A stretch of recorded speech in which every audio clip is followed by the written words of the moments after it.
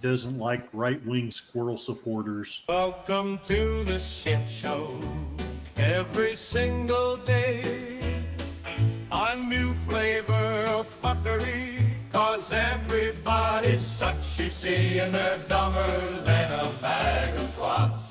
Monday, bullshit. Tuesday, bullshit. Wednesday, what the fuck? And then 4 more days of increasingly stupid, ridiculous, ignorant, balderdash, poppycock, bollocks, and fuckery.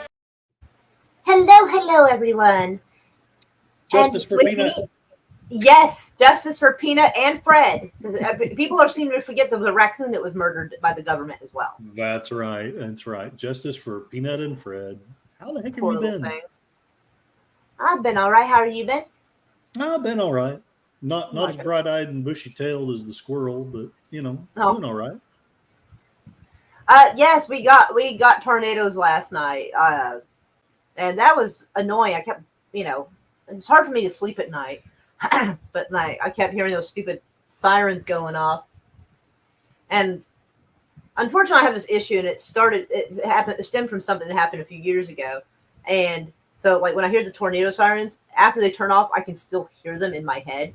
And so if they're faint enough, I can't tell if it's my imagination or if I'm actually hearing them, which really just adds to the stress of it.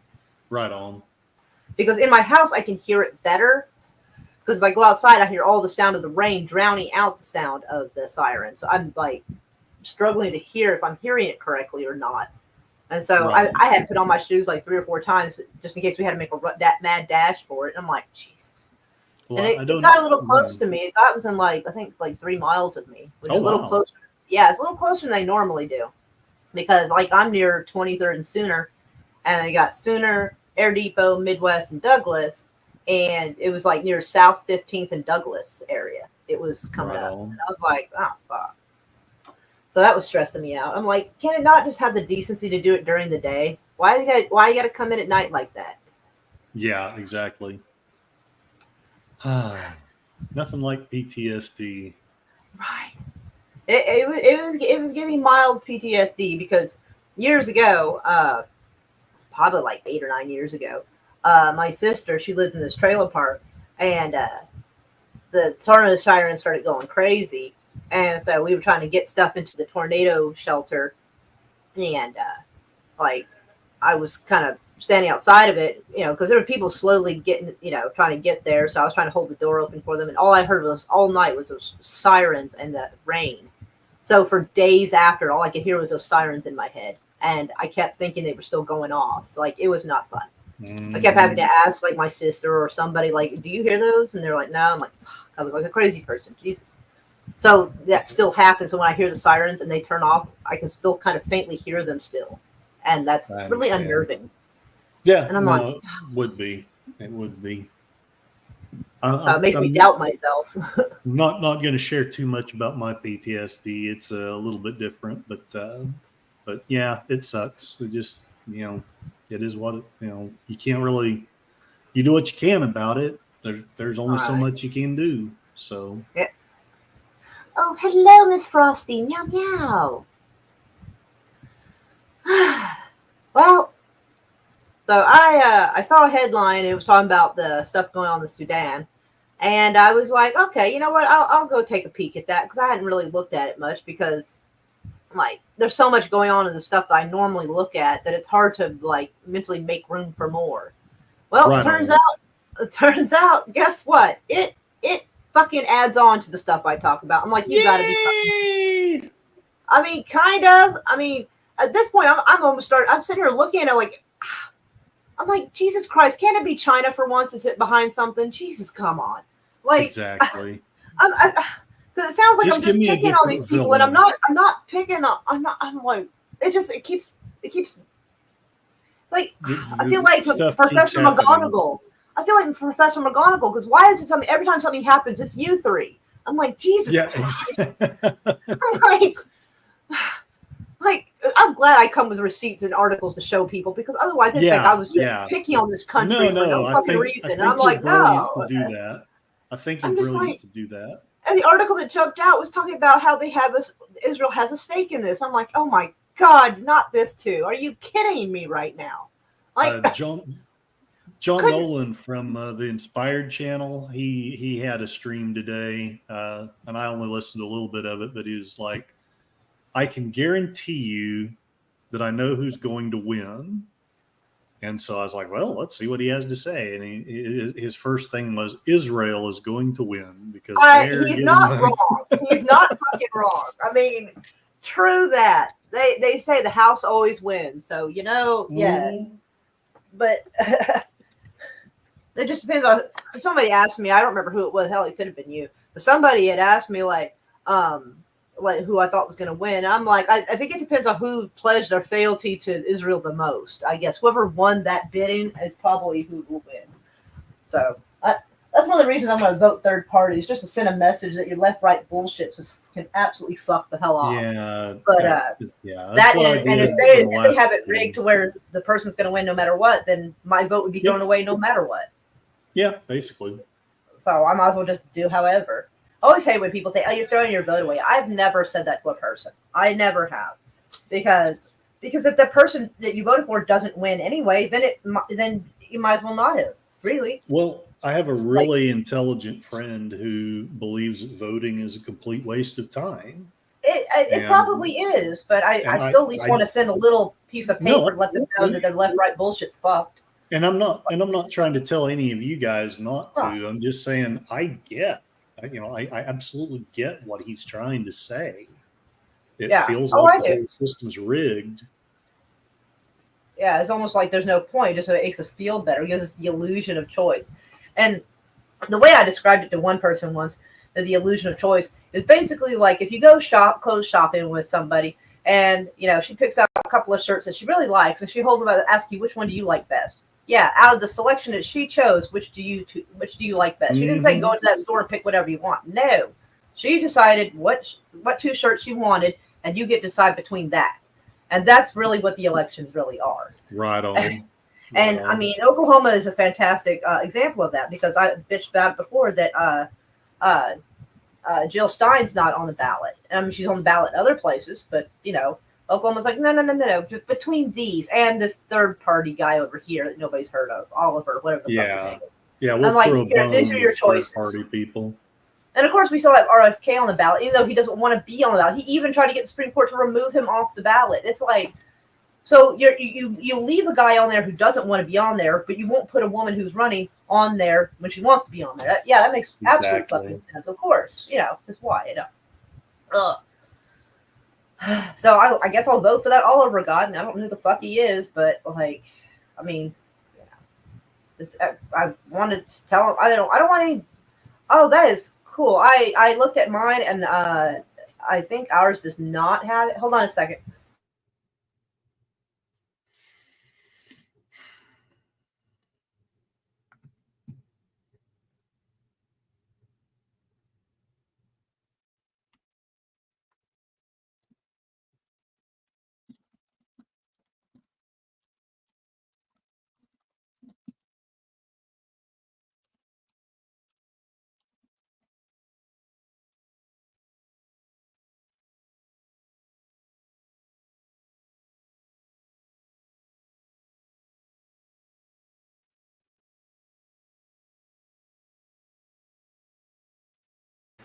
Okay, I'm back. Sorry, my friend was.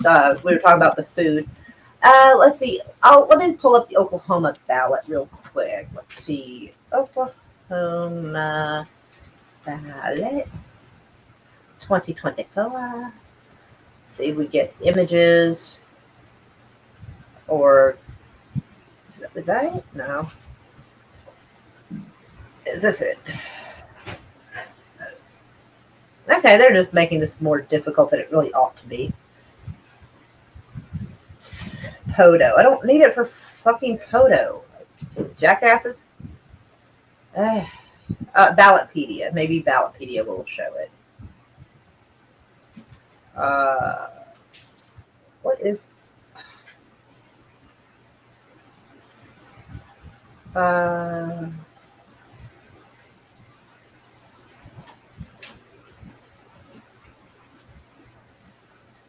they're making this difficult for me to pull up a picture of this. Like, you gotta be shitting me. Like, why are we? Well, why? Are we I noticed that on the site that I'm pulling up, the only picture of any candidate in any of the races that th're showing is Kamala. It's the only one. Everyone weird? else has no picture. Huh? Yeah, they like to do that. But I don't know. I think both sides do that.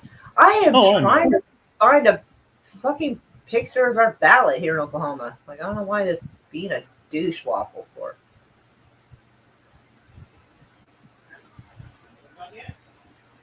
And my computer monitor likes to glitch out a little.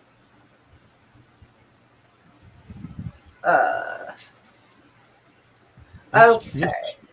Yes. All right, finally found something. All right, let's see. So we got let's see, President, a guy named Chase Oliver. Don't know who the fuck that is. I don't, but I guess I'll vote for him because I'm not happy with this guy. I'm not happy with this crazy bitch. This guy's not even trying to like run. And who the fuck is Chris Garrity? Who the hell is even that?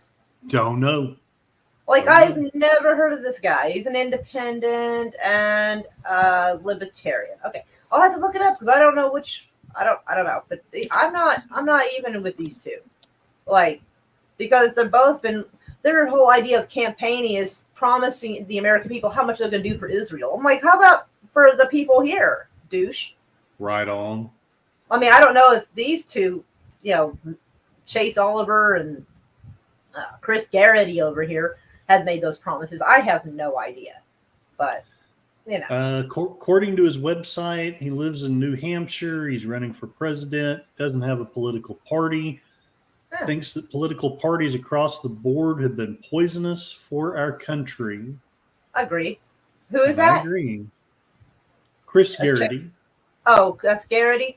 And what about Chase Oliver? Like, what's he got going on? Let's see about Oliver. What's his name again? Sorry. Chase Oliver.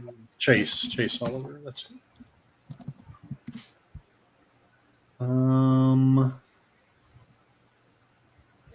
Chase Oliver is an American political activist, politician. He's the nominee of the Libertarian Party.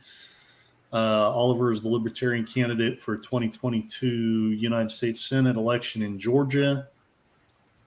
The Gazette described him as pro-gun, pro-police reform, pro-choice, libertarian who is armed and gay. That's Chase Oliver? That's Chase Oliver. Well, I am a little dodgy on the pro-choice part, but the guns and but the rest of it sounds good. Yeah, the rest of it sounds good. Yeah, I mean, it counterbalances things a little bit because I'm pro-life, but like there are situations where the mother needs to do something or she's going to die. Right. And I mean, 100%. We have to be sensible about this. 100%. So okay, I'll vote for Chase Oliver because he's gay and he's got guns. I mean, fuck yeah, you don't get more libertarian than that. Shit, I like that. I'll vote for that. And I mean, Chris Garrity would be second if I was going to. Right. He doesn't really say anything about, other than that he hates political parties. It doesn't really say anything about what he believes. Chris Garrity. I would like more than that, but I mean, I do agree they are absolute shit. So yeah. I feel like maybe he should set some. But it's possible the reason why you haven't is just that they've been like not interviewing him and not letting his voice be heard. They did the same thing to me. Yeah. It was News 9 or somebody was interviewing the governor candidates, and they decided after they did the interviews of me and some other people, the candidates, they didn't air it. They didn't put it on TV. Yeah. And I can bet you I know who fucking did that. Governor Stitt probably asked them not to run it. Yeah, that sounds because like any of them would have been a better choice than Stitt, and he knew it. Yeah, and when Governor Stitt put out a little survey thing to I guess get an idea of like where people were at on the candidates, me and like another person were not on that survey. Yeah, he wanted to make sure that if they hadn't heard of me, they weren't going to from him. Yeah, exactly. So he's a very sneaky piece of shit. He really is, and Like, I would love to like punch him in his teeth. I fucking would love to. Like, According he's to such a fucking. Him and his wife are such fucking dirtbags. according to Chris Garrity's site, he was here in Oklahoma in October 29. Motherfucker, I didn't know that. I didn't Damn it. either. He was They did not annoying. advertise him at all. But Nope. that's fucked up. Nope. Well, I know how that is. Why should we have any choice in who we vote for? Right, exactly. Oh, here's the Supreme Court justices. They're saying, oh, they're right radicals. Oh, I'm sorry, left wing radicals, and we got to vote them out. And if we do vote these 3 Supreme Court justices out, Stitt gets to choose the next 3 to go in, and I'm not having that. No, Yeah, because he's probably trying to pick judges to help cover his ass. So if he ever gets in trouble, they'll help him. I don't want to help him. I wonder So about that. I am not voting for them to be removed at all. I know Gary was real intent on them being voted back in. I need to do more research. I just need to do more research. But Yeah, I'm trying to see it. Like, I totally get what you're saying. Is that on the ballot? I'll be able to see the word because it says be something in office. I don't know if be. I guess remain in office. Yeah, retained or something like that. Yeah. So when I see it, I'll vote accordingly, and I'll vote to keep them in. Just Noma because. Church. Yeah. Noma D Church, I guess. Yvonne Cogger, maybe, and James Edmondson. So I heard them saying, "Oh, they're left wing radical and all this," but I haven't heard them give an example of what they actually did. Like, I mean, if they are absolute shit, then by all means, give me some examples of what they did. But you're just calling them left wing radicals, and you're not even telling me what they did. I'm like, it just sounds like, you just want your echo chamber in office is all it sounds like to me. And I'm not down with that. So that can fuck off all the way off too. In fact, yeah. And plus, a lot of the people who are like posting on Facebook to, vote them out are pro-genocide. Like, why am I, you're not my moral compass. Fuck no. Right. I'm surprised they can find the goddamn parking lot with that moral compass of theirs. Jesus Christ. Right. I stole that from the movie Shooter. Like when he was calling that dude out for like genociding that fucking village. And they were talking to him about Mark Wahlberg, and the guy who was overseeing the committee goes, "Your moral compass is so fucked up. I'm surprised you can find the parking lot." And I'm like, yes, I love that, and so I try to use that when I can. But yeah, and some of these people here, like state representative district, I don't know who. Well, this is probably just like, this is for Okmulgee, so mine over here is going to be a little bit different. So I could just mark it without even looking at it because I'm not going to know the fucking difference really on that one. But I'm not doing straight party voting because, well, fuck no, it's a mess. Yeah, I hate people who do straight party voting unless, of course, what you truly want and all the things that everything's looking good is actually what you want. That's fine. But if you're doing it just to fucking do it, Jesus fucking Christ, do not do that. Like, you're like, eh. But yeah, I'm gonna keep those. I'm gonna vote to keep the judges in because I don't trust Governor Stitt to pick better judges because he's a piece of shit. He's gonna pick whoever protects him. Right. And like I said, a lot of these people who are wanting them gone are people who seem to be perfectly okay with our, soldiers and our weapons and our money being sent over to fucking Israel to cause havoc because they hate brown people. The Oklahoman has an article that they put up on October 24. The reporter's M. Scott Carter. You'd know him better than I will, anyway. So I don't know if that helps, hurts, matters. I don't know. But, I've been keeping my brain so occupied on like world events that I've not gotten much of what was going on here. But I'm kind of watching people's reactions and what they're saying on Facebook. I do think it's a really weird way that we do our Supreme Court. It makes no real sense to me. Evidently, there's a 15-member judicial nominating committee. excuse me, sorry, I did get to the mute button in time. But yeah, they nominate them and the governor appoints them, I guess, which is odd to me, but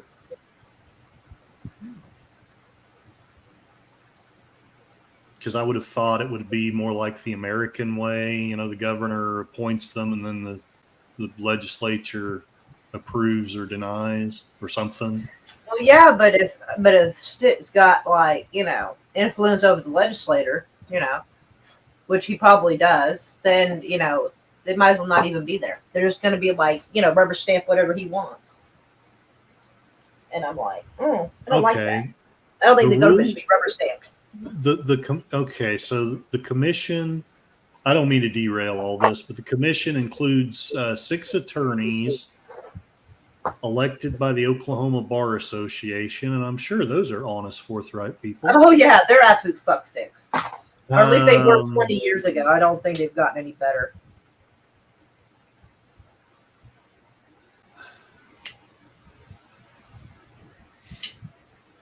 Anyway, sorry. No, anyway, but all right.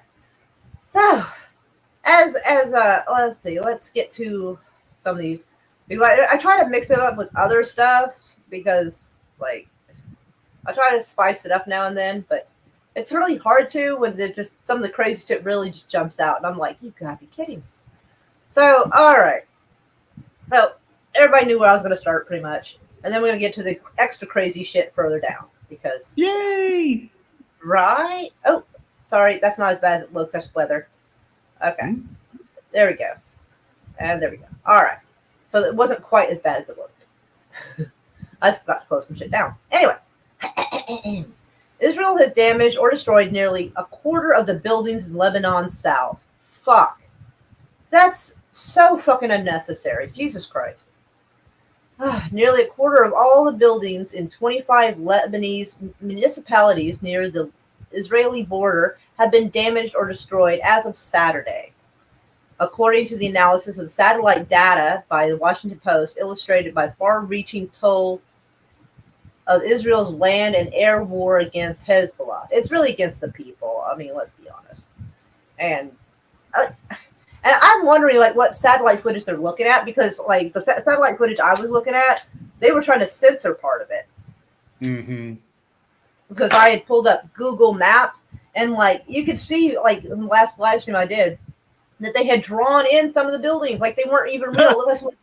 They look like these buildings were drawn with somebody's left hand. It was fucking nuts. In fact, let me go pull it up just because it's worth mentioning again, because fucking shit. Let's see. Palestine Google Map. All right. Let's see. Oh, they're just giving me images. Why are we just doing images? Are we being silly? Yes, we're being silly. Before you could take, bitch, what? Sign in. Bitch, I am signed in. What are you even at? What are you even getting at? What is this silliness? God, the internet's getting wonderful all the time. They don't like me. Bitch, I don't need to do that. Why are you doing that? Yes, it's me, bitch. Yes. Fuck off with that. Dick. Alright. Oh, for the love of fucking Christ, are you shitting me? Why is this a thing? It thinks that we're spam robots. I am signed in on this computer. I don't know why it was being like that. Like, no. Oh, okay, it thinks I'm in Norway. Okay, that's, yeah, I get that. Let me go down this way. Oh. Turkey. Romania. There we go. Took me a second to figure out where I was at, but I got it. Yeah, it's fine. No. What did I just agree to? Hold on. All right. Satellite. Yes. There we go. Get over here. Oh, why are you being like this? I need just north of con units. That's where I need to go. Hopefully it still has my map marked that I did. because otherwise I'm going to have a hard time finding it again because I found it by accident. Right, right. These fucking douche canoes.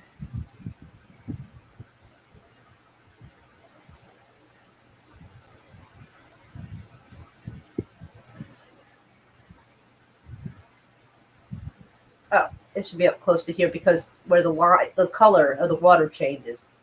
So it's going to be near there.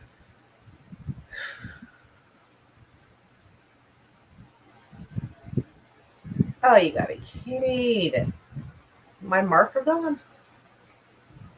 Because I had marked a spot.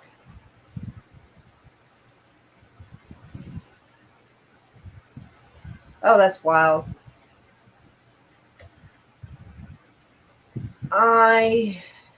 Maybe they got it fixed by now. Maybe, but no, but I marked it though. Which I mean, Google could remove your shit. Because I got a notification like a couple of years ago that Google was basically letting us know that if we had stuff that we weren't really supposed to have in our Google, they would remove it. Yeah. I was amazed how many people didn't kick up a stink about that. Well, we've become a bunch of sheep. Well, I think maybe it just wasn't like people get so many stupid notifications from Google, we just ignore it and didn't really look at it. So that's probably what it is. Oh, excuse me. I see. What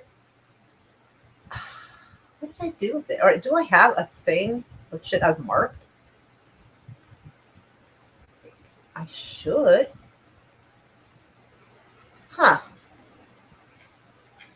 Alright. So it's going to be in this general area. So I'll just go over here and fucking try to find it, I guess.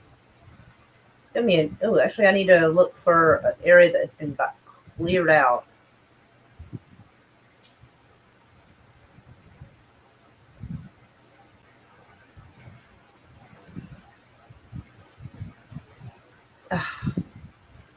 Oh, it's not letting me get any closer. Huh. Uh-oh. Yeah, I think... Well, this is certainly, like, looks odd here, but the buildings look similar to this, but I'm trying to find exactly. Yeah, some of these buildings don't look like they're actually here. They look a little strange.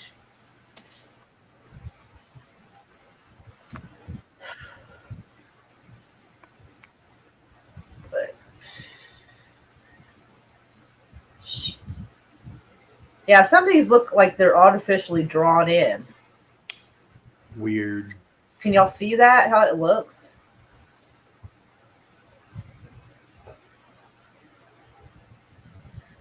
That's weird. And the rooftop, like the center of the rooftop is blurred, oddly. And these look like they've been kind of drawn in. It's very weird looking. Really hoping I would find where the exact building was that I was talking about. But yeah, some of these buildings don't look actually really look. Yeah, it's not going to let me get any closer than that. Which is weird also, because like I decided to use Google Maps over Tinker Air Force Base, and it lets me get a lot closer than this. And you would think they would have a... Yes, you would think a military installation. I tested it out, like... But yeah, there's like a strange blur. Can you... All right, you see how right here the trees look sharp? You can see some detail? Yeah. But here, it looks oddly blurred. Yeah, yeah. And here, it looks like it's moving. It's got a strange blur to this part, too. Yeah, so I'm thinking that some of the areas that are blurred, it's because there's damage there and they're hiding it. Because if we go back and look at this, and we see a bunch of buildings, we think, oh, the destruction can't be that bad because look at all the stuff that's still there. I think they drew in a lot of it so you wouldn't know how absolutely terrible it really was. Because they probably figured... And you can see right here that something's changed because you can see how the color fades. It's paler up here and darker here. Yeah. And the line goes all the way to the ocean. To the sea, yeah. Yes. I've heard From the river to the sea, they have done some editing. The China doesn't allow you to see very much of their stuff. I don't know if that's true. And that doesn't surprise me. But yeah, just let me back it up a little bit. and I will take everybody across the ocean. Let me back up a little bit so I can know where the fuck I actually am.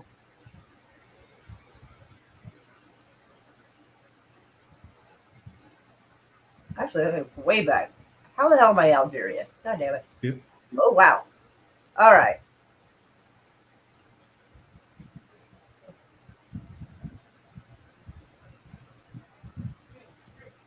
All right.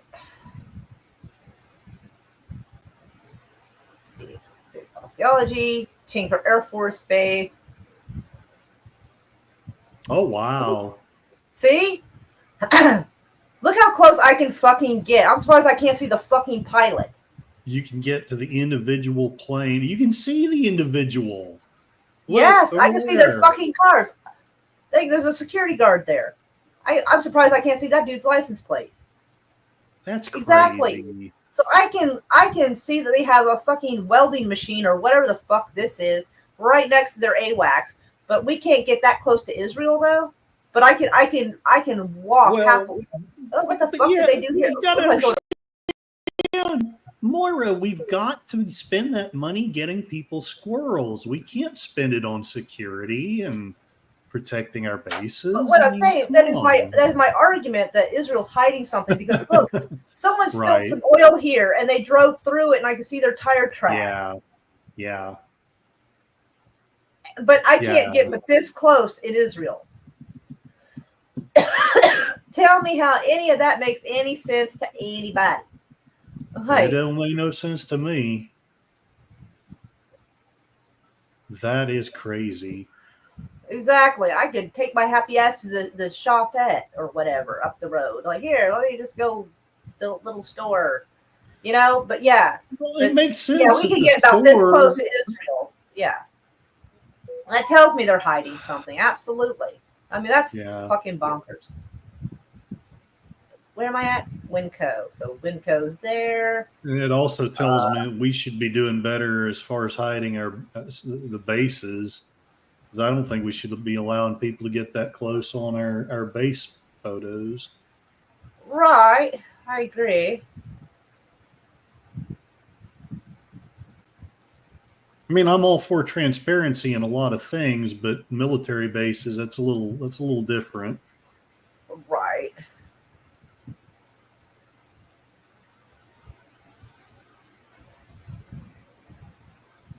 Ugh. My tree looks like fucking shit. My yard looks like a fucking disaster. And it looks weirdly drawn in though. I don't know what they've done recently because shit didn't used to look like this before. That's a lot of wood out there, so. Right on. And I don't know what vehicle this is. Like, I don't have a white car. My car is broken down, but I don't know what this is. Like, I don't have a white car. I don't know what this came from. I don't know why that's there. I'm lost on that one. I have no fucking clue there. That's kind of funny, actually. I don't know. I think I might know, but that's the wrong color, though. Oh, anyway, but still, I'm amused by that. The point is, Israel's definitely hiding some shit they're doing, most certainly. And actually, we should have checked out Lebanon. But yeah, I don't know what satellite they're getting to see. I'm a little jealous of that. And then across the borderlands, at least 5,868 buildings have been damaged or destroyed, including nearly half of a structure in the two hardest hit areas. Aita al-Shab and Kafara Kiela. I can't pronounce this. I feel bad. And the vast majority of the damage, almost 80%, occurred since October the 2nd, the day after Israel launched its ground invasion. So they've destroyed this many buildings. Now, I don't know how many people they have killed. And it seems like they've been a little more careful, supposedly warning people to get out before they do something, which is weird to me. Because if you think bad guys are in there, what makes you think the bad guys aren't going to go with those people? Duh. So all you're doing is just destroying a building. What good is that if you're not getting the person you're after? Right. But and to do the calculations I did before, just my little estimations. Let me see. Where's my fucking calculator? All right. So we got 5,868 buildings. Now let's say, well, maybe I don't know what, 3 or 4. We'll say 4 people. 4 people might have been in each building. I mean, it's probably more. Some of the strikes, like 80 people were killed in one strike, I think. And wow. Yeah.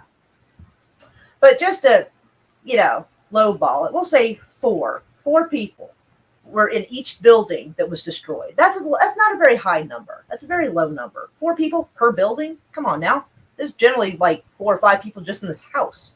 But that would mean that the death count, if it killed, 4 people each building, would be 23,472 people. Now, I don't know what the death toll they told us is, but and this is not including people who are injured. I'm willing to say that's people who have been affected, and that's a low ball number, because there was one where, like I said, like 80 people got hurt in one of them, and it's like, damn. And of course, occasionally, well, we're chasing Hezbollah. At some point, you have to think that the end does not justify the means. Right. And I've said this before. If we have a school shooting and someone goes, you know what? Well, I don't feel like sending my guys in there to get the school shooter, so we're just going to level the school. What the fuck? You end up killing more people than the bad guy would have. Anyway, let me get my sippy cup here. Okay. Next article. Masked Israeli commandos capture mysterious Hezbollah commander. It's always a fucking commander. You ever notice that? It's always a commander. Yeah. It's never one of their grunts. It's never a grunt. Nope. It's always a. Well, I mean, it makes sense. Leader. Why would you send commandos after a grunt? But yeah. But I mean, I imagine that you've got more grunts than you do leaders. Theoretically, right. I would think you do. I mean, that's I hope it's not racist, but the term I always heard was too many chiefs and enough Indians. I heard that was basically the gist of it. I'm not trying to be an asshole to anybody out there. It's an old-fashioned term, but it gets the point across, though. But it's always a commander. It's never, hey, we got a few of the grunts, No. Right. It's always, because they know if they get a grunt, it may not sound impressive, but a commander, hell yeah. Like, okay. Yeah, exactly. It sounds good. Israeli naval forces capture a senior, it's always a senior, Hezbollah operative in North Lebanon. And an Israeli military official said Saturday, as the conflict between it's always Iran back, this and that, Jesus, and Israel showed few signs of easing. Earlier on Saturday, Lebanese authorities said that they were investigating whether Israel is behind the capture of the Lebanese sea captain, who was taken away by a group of armed men who had landed on the coast near the north town of Batron. They got a sea captain? Why not? Sure. Well, I mean, I'm just like, are they? They didn't mention he was Hezbollah, so they're just saying. So you just kidnap like a random sea captain? Okay. Why not? Sounds like a good thing to do. We were bored today. Let's go get a sea captain. Right. Yeah. Look at me. I am the captain now. No. Yeah. Wow. The operative. God help. The operative has been transferred to Israeli territory and is currently being investigated, which means he's probably being beaten and interrogated and threatened. Right. His family probably being threatened. Right. But yeah, so apparently a sea captain is now an operative. I think they're just calling whoever they catch an operative, just so it doesn't sound like they're a bunch of fucking idiots, like grabbing innocent people and just like, oops, guess not. The operation marks the first time Israel has announced it's deployed troops deep into northern Lebanon to take a senior Hezbollah operative captive since the conflict between the two sides escalated in late September. Since then, Israeli forces began a ground invasion of southern Lebanon, because, they've made their way all the way to North Lebanon. Fucking just lovely. Fucking hell. And intensified airstrikes across the country. So, like, they were seeing how much they could get away with doing to the southern border, how much they could fuck with it. And since no one stopped them, they just went fucking nuts. They're waiting to see what they can get away with. Let's see.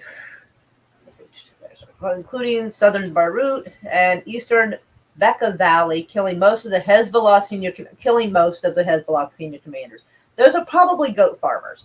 Those are probably Right. old ladies with their hair covered making cheese and like goat farmers. This is probably actually what they fucking did, to be honest. And considering I know some of the stuff that our own military has done, wiping out villages. Remember how like some of them got in trouble for some massacre they did in Afghanistan in 2007? Yeah. I really Yeah. don't expect that any other military is going to be any more honorable. So if ours can commit war crimes, I assume everybody else fucking does too. So Right.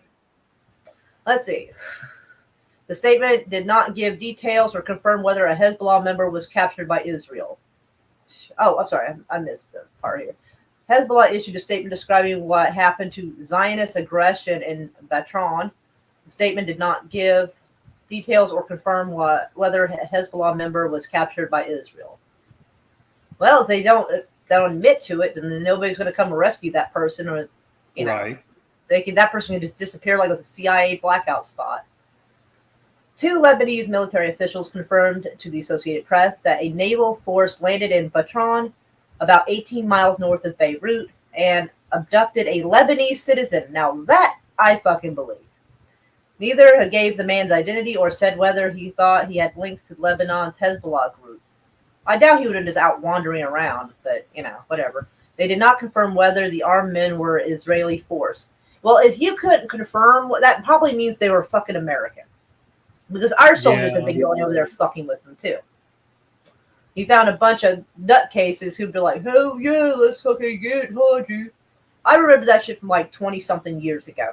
That like a lot of like some of the guys I knew, like I wasn't necessarily super close buddies or anything with them, but you hang out with some people and you hear their friends talk, And I had friends that were like on a tinker. So I heard some of the shit they fucking said. They're like, "Oh, I'm gonna go there and get me a Haji." And I'm like, I'm sitting here thinking, hoagie roll? Like, I thought they meant like a hoagie bread. I was like, what? Because I didn't know what the fuck that even meant. Like, they had to explain that. And I'm like, oh, okay. Like the sand word, like I heard that quite often. And they find, I guess, the kids of these guys have grown up, and now they're sending them to go do this. Oh, fantastic. I know, it's lovely. Jesus.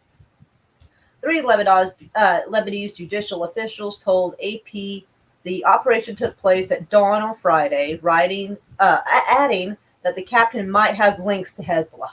Jesus Christ. The guy's out there wandering around in his fucking boat. I would love to know what kind of boat. It's probably a fishing boat.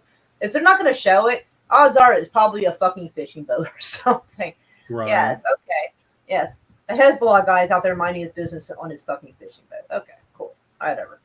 The official said the investigation is looking into whether the man is linked to Hezbollah or working for an Israeli spy agency, and an Israeli force came to rescue him. What? Okay. Well, Yeah, it could I happen. feel like there's a lot to unpack just in this. Like, so you're not sure if he is Hezbollah or an Israeli spy. Right. Fucking what the man? Talk about not knowing who the good guys There's so much silliness there, and none of it is. It might just be an innocent guy on his fishing boat. Like, well, I don't know if you noticed, but reporting has kind of gone to shit lately. Yes. So, oh my god. Well, it's gone to shit because the people you can criticize own everything, or they don't want you to criticize. exactly. You always got to look at who you can't criticize and who you get shadow banned for talking about. That usually will give you everything you need to know. Is this MSNBC or is this just some? Yes, other... MSN.com. Yes, this one. Gotcha. Well, that explains half of it right there. Well, this is true. That's why we look at different sources just to kind of get a general idea of what they're saying. Right on. I'm not meaning to make fun of your stuff here. I'm just saying MSNBC. Geez, oh yeah, they're a bunch of goof nuts, and we fucking know it. But this is so wild. Like, none of it's just, hey, it might have just been a regular guy, But at the end of the day, all we really know is somebody came and got some person, and they maybe on a somewhere. boat. Yeah. Right. Both the military and judicial officials spoke on the condition of the anonymity, as they were unauthorized to share details about the incident or the ongoing investigation. Well, that seems like a whole lot of something for something that might be nothing. That sounds really fucking bizarre. Soon after Israel went public with the operation, Lebanese Prime Minister Makati called on Lebanese foreign minister to file a complaint against Israel at the UN Security Council. Yeah, the UN is doing so much about this. they were working on bringing charges against Israel, and one of the people who was going to do it had to recuse herself because she was sick and had health issues. Oh, I'm no. like, right. She got threatened. That's what that was. Yeah. Soon after Israel, yeah, we saw that part. Israel carried out in the past, has carried out in the past commando operations deep inside Lebanon to kidnap or kill Hezbollah and Palestinian officials. Something, Recounting the events, Lebanese residents from the apartment building where the man was seized. Wait, was he not on a boat? Or is this a different guy? What? Fuck me, I don't know. Recounting the event, Lebanese residents from the apartment building where the man was seized from said the armed group introduced themselves as state security. Yeah, we are from the state and we're here to help. That's always good. We're terrified. Gonna get your squirrels. Right? No shit. We are terrified. They are breaking into apartments next to ours. Hussein Delbani told the Associated Press near where the man was captured. I thought a state agency was doing security operations, said Dalbani. But, who was displaced from southern Lebanon a month ago when the Israeli-Hezbollah war erupted. Like, no matter where they go, they just keep running into this shit. There's nowhere to run. He said he saw from his balcony people down the coast, and they screamed again for him to go inside. Huh. Okay.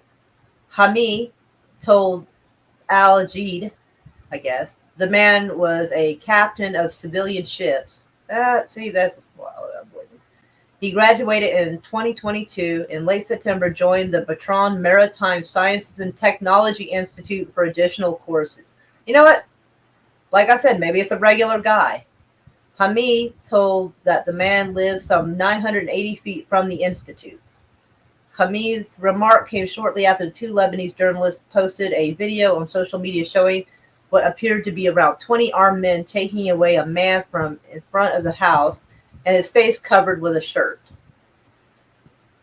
Candace Ardale, a spokesman for the UN peacekeeping force deployed in southern Lebanon, denied the allegations by some local journalists who said that the peacekeepers helped the landing force in the operation.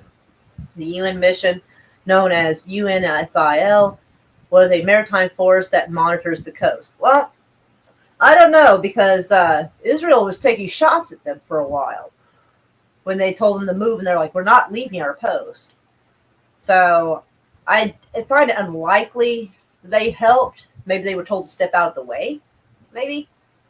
But I can't imagine they'd be wanting to help with that. But yeah, so it's a guy who they took away a guy, I guess they're saying it was that graduated and went basically doing maritime technology studies. He's studying the sea life and shit. Yeah, that sounds about accurate. Yeah. They love going after scientists of all kinds, doctors. They like going after the highly educated. They don't want any of that going on. Disinformation and false rumors are irresponsible and put peacekeepers at risk. That sounds like someone who's trying to spin it to get rid of that. Hezbollah, apparently they had a bunch of witnesses knowing who the guy was. So, I'm more likely to believe they know who their fucking neighbor is than the Associated Press does. So, Hezbollah began firing rockets, drones, and missiles from Lebanon into Israel in solidarity with Hamas immediately after the October 7th thing. That's funny because I think about 5 live stream back, I showed articles that showed that they in fact did not do that. That Hezbollah was waiting to see if Hamas wanted help or not. I do think I recall showing people articles about that. So we can pretty much wrap this up as bullshit. Anyway, the year-long cross-border fighting boiled over into a full-blown war October 1st of this year, when Israeli forces launched a ground invasion in southern Lebanon for the first time since 2006. That's weird that if that happened, why would they wait a year to launch an attack? That doesn't make sense to me at all. Like, why would you wait a whole year to launch if they were launching at you? That doesn't make sense to me. Logically, that doesn't make sense. That's why I don't believe it. Yeah, there's hardly anything in that article that made any sense, really. But yeah, they kidnapped a guy. Yeah, I figured maybe it's a regular guy. Yeah. honestly, it kind of makes you think he is. Maybe they needed him for something. I mean, he studies like underwater shit. And last year we found out that off the coast of Gaza is apparently a huge oil reserve. Maybe they need him for that. So maybe that's why they kidnapped him. Maybe he can help them get that, harvest that stuff out of there, or maybe he knows ways to get to it. So maybe they kidnapped him for that purpose. It's the only thing I could think of. Next article. The IDF says drone crossed into Golan, then crashed or returned to Syria. So apparently they don't fucking know if it crashed or returned. How do those things not have like little black boxes like airplanes? Like, do they not have some kind of little signal that lets you know if your shit crashed or if it's like in Syria or not? Like that, I don't really know, but I would think that a military one would. So, I mean, America is sitting here like, welfare queening the fucking IDF with weapons and money, and you're telling me you can't even figure out if your shit fucking crashed or not? You gotta be kidding me. Jesus Christ. I don't know. Look, where did you last see it on the fucking radar? Why don't you go look around there? Good God. You gotta be kidding me. The IDF says a drone crossed into Israel airspace in the southern Golan Heights a short while ago. Sirens sounded in several towns amid the incident after contact was lost with the device. The IDF says the incident is now over. No impacts were identified in Israeli territory, and there is no reports of damage or injuries. Okay. The drone may have crashed in an open area without exploding or possibly returned to Syria. The IDF is still investigating. So it's their drone? So why? I mean, okay, I'm not a rocket surgeon, obviously, but I assume the drone goes where you fucking tell it to. I mean, maybe there's a program where, like, if it loses contact, it returns to home base, maybe. But why the fuck would it return to Syria? I assume that Syria is not its return home base. Right. Sorry. The air is dry in here. It's fucking killing me. Anyway, so I'm sitting like, the drone may have crashed in an open area, or it might have returned to Syria. Jesus Christ, do you not know how to keep track? Do you not have a fucking air tag on that thing or something? Good God. Jesus Christ. Anyway, the IDF says the drone was launched from the east, a term it uses to describe attacks from Iraq. Oh, hold on. The IDF says the drone was launched from the east, a term so they're saying that the IDF their drone was launched from Iraq. Why would they be launching their drone from there? I thought they would have issues with them. I feel like their shit's fucking weird. The post, the IDF says drone crossed into Golan Heights and crashed, and apparently it's just repeating the thing. Right. What the? These people are too stupid for me to understand. Like, I try to read between the lines, but like sometimes their shit's so fucked up. I don't. Oh, Jesus Christ. Okay, next article. God Almighty. Hey, this isn't even possible. I feel so confused. Their stupid makes me feel confused. Fuck. The FBI warns of election-related fraud schemes. I'm actually curious how that's going to go down. So let's see. So the FBI warned this week of multiple types of election-related fraud schemes perpetrated by scammers targeting American voters in the lead up to the election.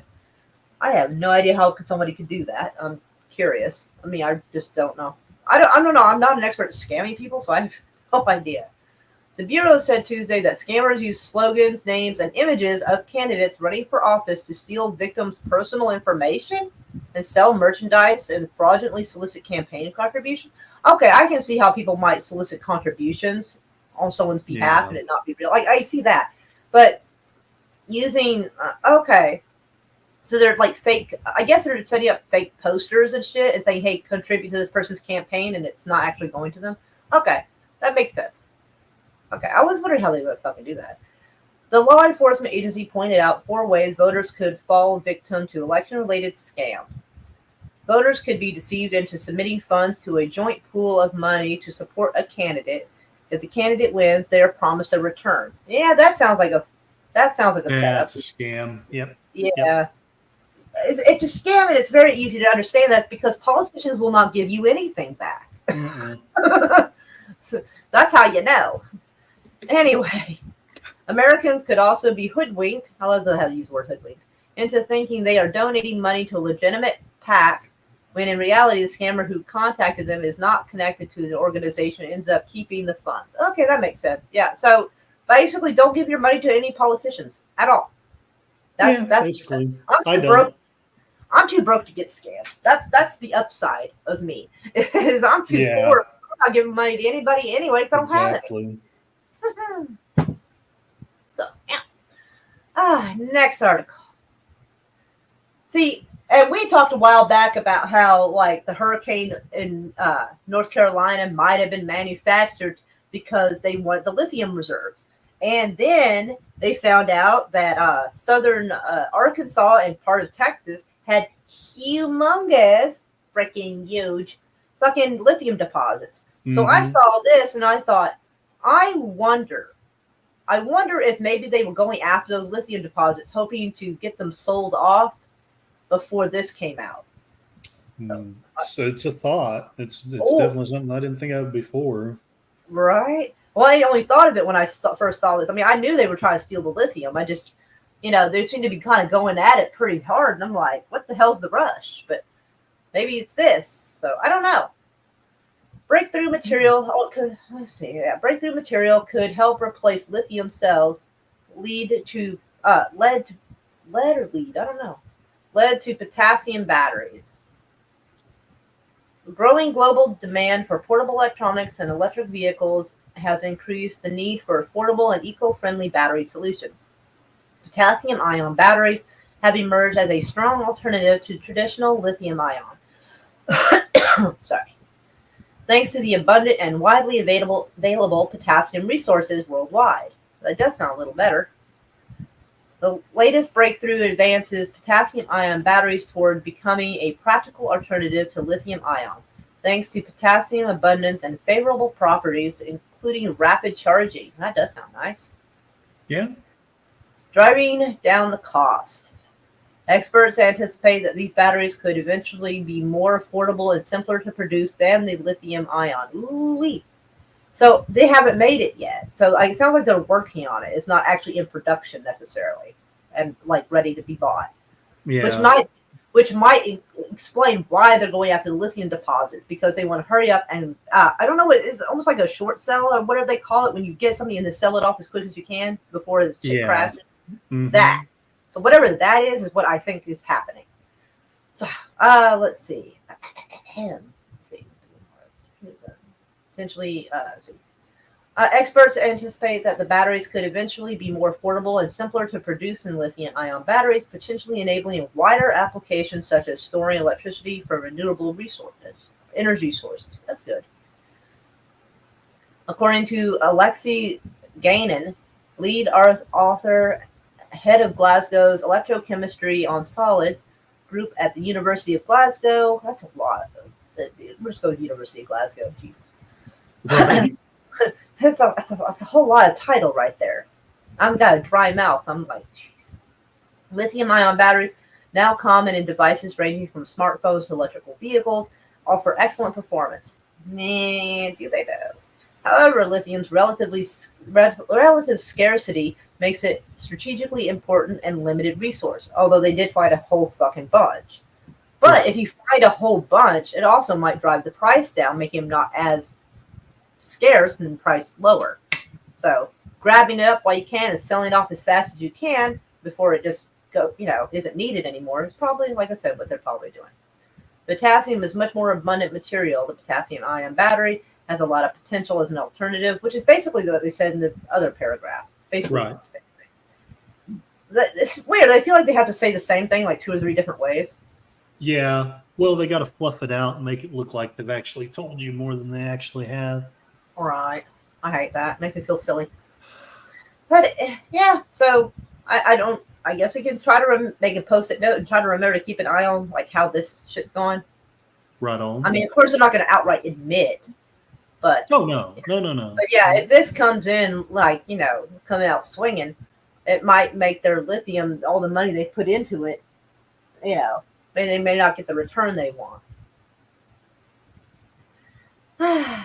And now we're getting into this fucking mess. So the Sudan civil war has left at least an estimated 62,000 dead, but the true figure could be far higher. That I believe. That I absolutely believe. Hold on a second. All right. Sorry, Bob. My cat is like in the way of where I want my feet to be. But I gotta be careful because she'll attack my feet if she's asleep. Yeah, if my feet wake her up. Because sometimes I move a little bit. I don't even touch her, but I'll move a little and she'll wake up and goes, that's like her first reaction. I'm like, bitch, are you serious right now? Anyway, hold on. Sippy cup. All right. And of course, you can see how close some of this fucking mess is to this other mess. So, yeah. Actually, I don't know. Is this part of the Greater Israel? This might be close. I think that borderlines on where they want the Greater Israel to be. So, the ongoing war in the Sudan has often been overlooked amid higher profile conflicts raging across multiple continents.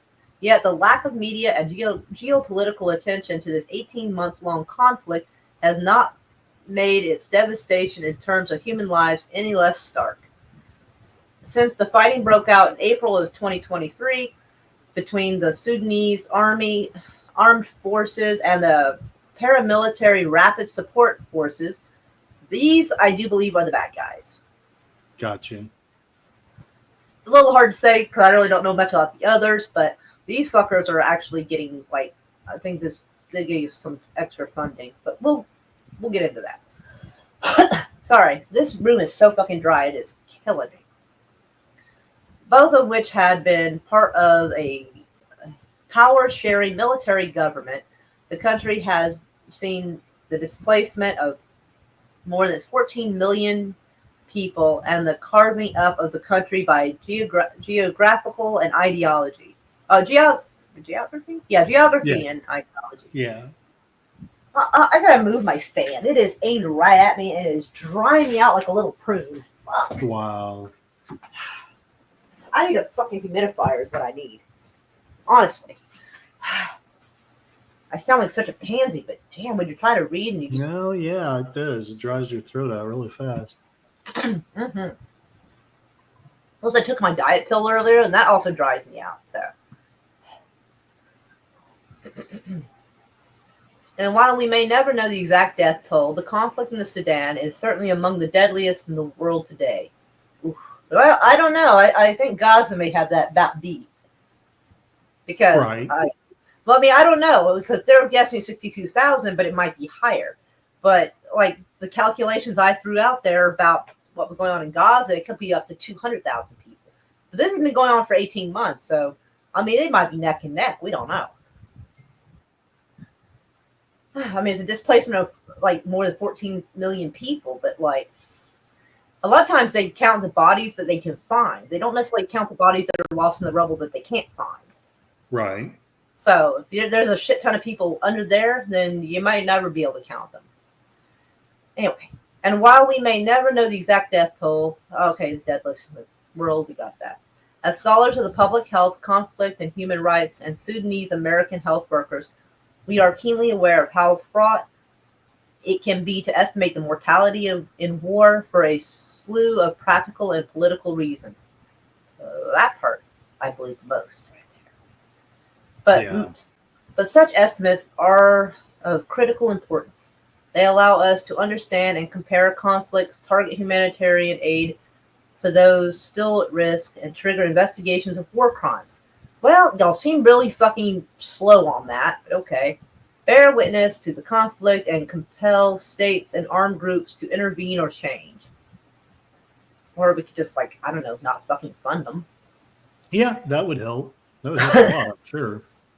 A profound humanitarian crisis is occurring in the Sudan, characterized by ethnic cleansing, mass displacement, food scarcity, and spread of disease. Wow, that sounds like Gaza.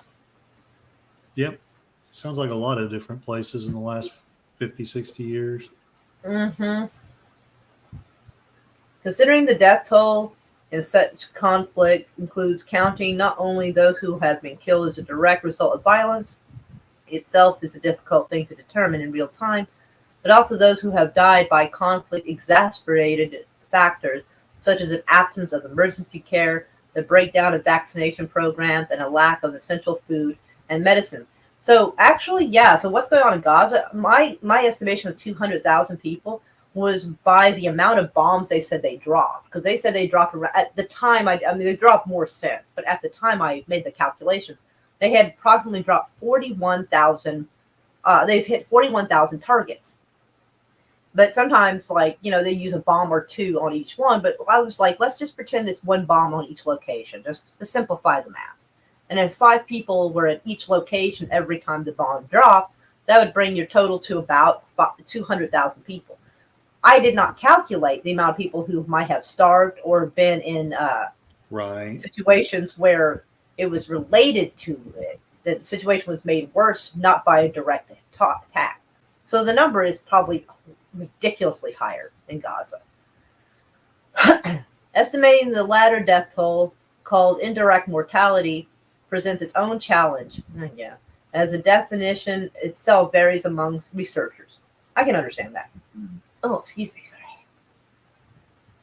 In congressional testimony, U.S. Special Envoy to Sudan, Tom Perello, recognized the estimation challenges when noting there have been anywhere from 15,000 to 150,000 deaths in the Sudan. That's a big fucking gap. Yeah, that's a big range. There is a huge gap. There is a bunch of people, probably entire family bloodlines, that will never be seen again, that like nobody's going to realize are gone. Like, that's fucking horrifying. Extremely wide range that is attributed in part to the complexity of determining indirect mortality. Anyway, yeah, I was going to get into more of this mess, but yeah. Oh, that's insane. I'm sorry that's going on.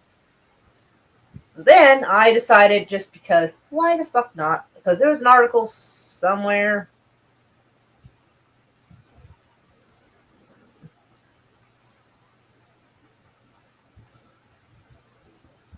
Well, we'll find it eventually. But I decided to look it up, and apparently, where is it? Apparently it's not where I thought it was. So I'll get rid of this one. But apparently they had been, since 2020, they had, Israel has been trying to get some kind of deal going with the Sudan. And as they had, and apparently they were supposed to sign something in 2023, I guess. And I guess for whatever reason, maybe it didn't happen because I can't find any sign of it. But like the Sudanese president ended up like locked up in jail. Oh wow! In like April or May of 2023, which I find interesting and suspicious, by the way. So I guess the deal didn't broker when they wanted, and somehow the dude ended up in jail. So yeah, suspicious. And this I actually thought was interesting. That apparently Washington links October 7th cyber attacks to anonymous in Sudan founders, and they were arrested. So they're claiming that these Sudanese kids, well, I guess they're probably younger than I am, I guess did something to make it to where they couldn't send out emergency alerts on their phones to the IDF, but they're saying at the same time that happened within, they said they set that off in 30 minutes after the wall had been breached, but at the same time they're also saying that there was no sign they had any communication with Hamas at all. And I'm like, well, that must have been some hellaciously interesting timing then. Just saying. Because you just happen to fuck with someone's emergency alerts right after that happened? Wild. That is oddly coincidental. And then saying they're not anything to do with it. I'm like, they're always quick to call. No, it's definitely concerning. It definitely makes you wonder what the heck's going on. And I didn't know the Sudan even had an anonymous, I mean, I guess that's part of it being anonymous, but whatever. The U.S. Department of Justice accused 2 Sudanese brothers for computer intrusion that disrupted Israeli alarm systems during the Al-Qosa flood operation on October 7th, 2023. Ahmed and well, it's called Ahmed and Yosef. It's just easier that way. Right on. Brothers are accused of leading the world's most dangerous hacking group, Anonymous Sudan, according to the New York Times. Yeah, they got to make it sound extra scary. Right on. The brothers' computer attack crippled Israel's early warning and Iron Dome defense system as Palestinian resistance fighters from Gaza conducted a large-scale assault, including the indictment. Okay. Yeah. I'm confused by that. It doesn't sound like a court thing, so I'm kind of confused on that. Yeah, I guess it is, but yeah, it does seem weird that. Yeah, that's why I was hesitant. That's why I wasn't trusting myself. I'm like, am I saying this correctly? Because that doesn't look like it fits. But that's wild. So these kids, well, they're like 27 and 22. So, that's, Kids young to enough. us. Yeah. Yes. And I was not aware that the Iron Dome had any trouble working that day, actually. If I remember correctly, they said they had been working. And they were saying that that even though they had gotten warning, they just kind of, let this thing happen because they, for days, months, they were warned that October 7th was coming. A bunch of people, including Egypt, told them. Their own soldiers, as we saw one article, this girl was saying that she had worked with the IDF and they were new out there and they were patrolling the grounds, seeing people looking like they were practicing drills to do this. She told her superiors and they ignored her. So I had not heard, granted, they never tell anybody everything, but I had not heard anything about a defense system not working at that time. Gotcha. The lack of response was personal failure, not electronic failure that I had heard. But whatever. A few minutes after Hamas penetrated the Israeli border, the strike prevented rocket launching and resistance fighter entry into the settlement. Fighter entry into the settlement. I don't know why I'm having trouble reading that. The brothers are also accused of targeting Israel's emergency and home front apps from October 7th to October 9th during the operation. The U.S. Attorney General said that the cyber attack disabled warning systems vital to Israeli people's safety, endangering thousands. Interesting. Okay. I guess we gotta get our phones out, everybody, and go to your open a browser, your Google browser, your Google Chrome browser specifically. And I guess we're gonna use Google Lens and try to see what the hell this says because I have no clue. Yeah, I'm afraid I don't read Arabic. Yeah, I don't either. So, all right. So supposedly this says the most dangerous hackers in the world. The U.S. Department of Justice accused two Sudanese so basically this is what we're reading about. Let's see. Accused of launching cyber attacks during the October 7th attack, attempting to penetrate the Iron Dome. What do we know about them? That's a name I cannot fucking pronounce. Onroth confirmed that the two brothers who led a group known as Anonymous Sudan disrupted Israeli warning systems between October 7th and October 9th of last year. Doing it for 2 days straight seems kind of weird, but okay. The indictment against Yosef Omar, 22, and they're both called Yosef Omar. They actually, I think they screwed up the names. But the two brothers, including committing cyber crimes targeting government agencies and civil institutions around the world. The United States has accused the two Sudanese brothers of targeting sensitive government institutions, including the Ministry of Justice, the Defense and Foreign Affairs, and one of them could face up to life in prison if convicted on all charges. So basically, that's the gist of what this says right here that we're seeing.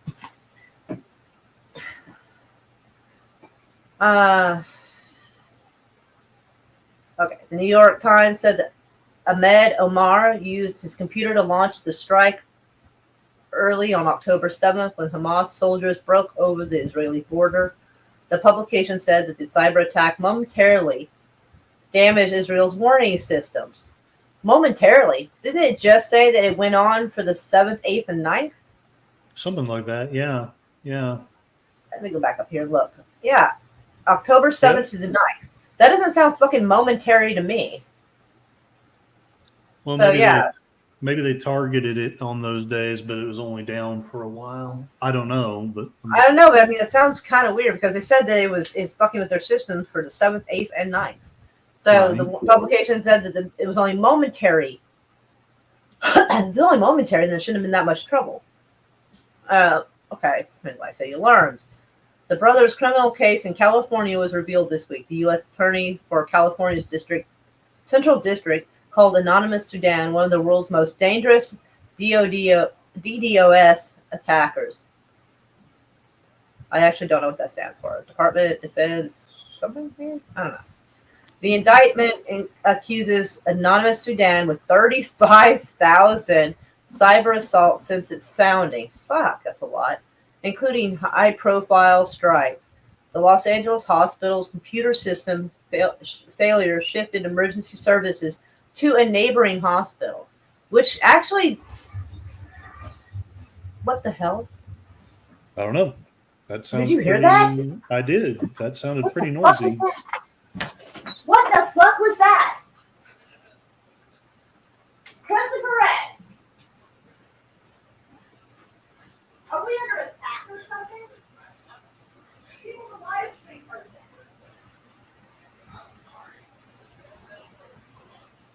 You two are grounded. Oh my god. Yeah, but you were encouraging me. Oh my goodness. Okay, I'm back. Apparently, Chris hit the wrong button and found out what his sound bar could really do. And there was some kind of conflict on their video game. So it sounded like, I was like, are we under attack? What the fuck?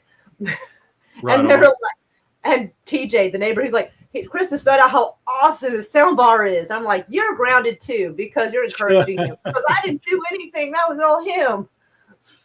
DDoS stands for distributed denial of service. Oh, okay. Thank you. Found out. Yeah. You're a good cat. I did not know that. Thank you. All right. Prepared. At Los Angeles hospital's computer system failure shifted emergency services. Okay, so the failure. Okay, computer system failure. So I'm trying to figure out if their attack caused the systems to shut down and the hospital automatically shifted it, or if their attack redirected services. Right. I do feel like it's a little bit important because then it would imply to me they weren't trying to hurt anyone; they were trying to prove a point. And so that, I feel like that little detail does matter to me. The brother said that the bombing was a revenge. The bombing? What? You know what? Whatever. The bombing was a revenge for Israel's attack on Gaza hospitals during their imprisonment. They said on Telegram, "You bomb our hospitals in Gaza, we shut yours down." You know what? I'm not even mad at that. I understand. I mean, that's fair. Bombing a hospital is way different than just shutting down a few services and having patients have to go to a different hospital. There's a big, so actually, you know what? That makes sense. See, I like things that when they happen, I can wrap my head around it and there's a reason for it. Yeah, exactly. I like that. And I mean, y'all may not agree with what they did, but I like that at least they know what they were doing and they can tell you why they did it. Not just, I don't know, or they just did it to do it. Like, I hate shit that doesn't make sense. This at least makes fucking sense. I can wrap my head around this. And I appreciate that. Like, at least if you're going to do something, have a good reason for it, If you can't, explain why you did something, you probably shouldn't do it. Yeah, right on. 100%. And so I at least agree with this. I mean, I get it. I mean, I feel like just fucking with their hospital systems is not nearly as bad as bombing the actual hospital. So, I think this was only a tiny, tiny little segment of what they could have done compared to what has been done to those other hospitals. So I'm not even mad at them for it, really. I mean, I'm kind of sad because, like, I don't want them in jail. I like the idea that they could do all this and have done so. And only reason they probably got snitched on. I guess so. Exactly. Somebody knew, somebody told. Maybe. I mean, you think that they know how to keep their mouth shut, but what I find, they could have slipped. They could have slipped and got tracked. But this happened in. Excuse me. Sorry. But they said this. Their issue is what they did during October 7th of last year. And so I'm wondering, like, does it say how they even, they said they're accused of this. Did they say how they even found these kids? I didn't catch that if it said I mean, it. they just traced the signal, or they were ordering pizza and caught them. Like, I'm curious how they were found. And I feel like that matters, because what if these kids aren't all that impressive hackers like they're being portrayed? I mean, if you get a couple of kids that hacked into something that didn't really cause any harm, people are going to be like, let them go. But if you can make them sound super fucking scary and be like, oh, it's anonymous Sudan and this and that, Yeah, exactly. people are more likely to be okay if you locking these kids up.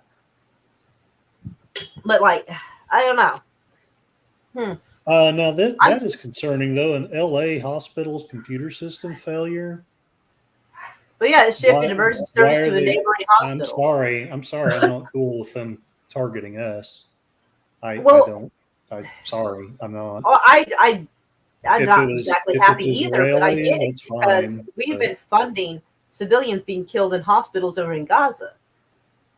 They've been taking our money to kill those people. So them just fucking with the system is not even that bad, because everything got redirected to a nearby hospital. So it's not like it actually, if it had caused anyone to die, they would have put it down here to help us condemn these guys. Yeah, that's true. That's true. And so, like, unlike what happened in Gaza, all the hospitals there, nobody got killed in this.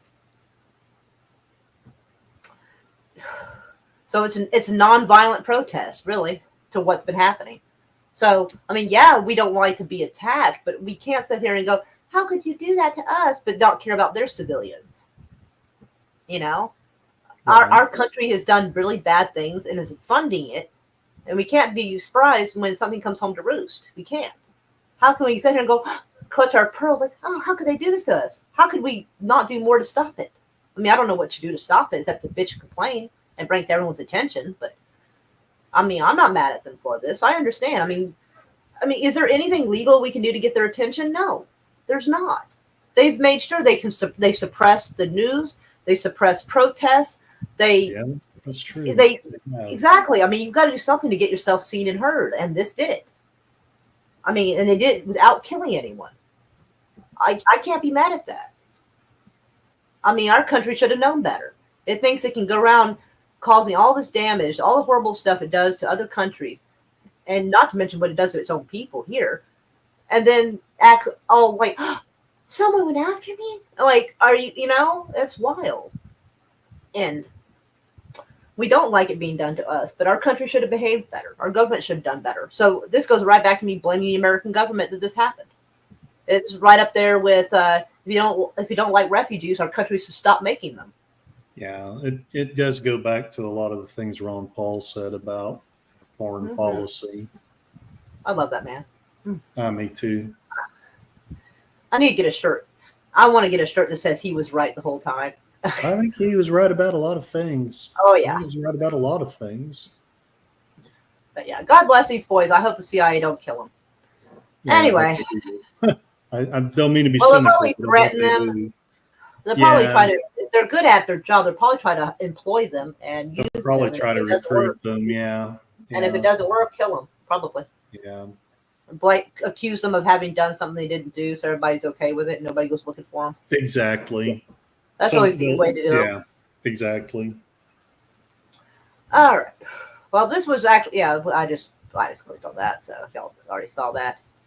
Guess we're going to do this. Oh, well, yes, that again, because I didn't sort through it correctly. That's all good. Let's see. When was this done? Published October 28th. Okay. Atrocious crimes. Over 120 killed in the Sudan, as those guys I was telling you about. Rampage sparks UN condemnation. Well, oh yes. What are you going to do? You're going to shake your finger at them and give them a strongly worded letter? Fuck.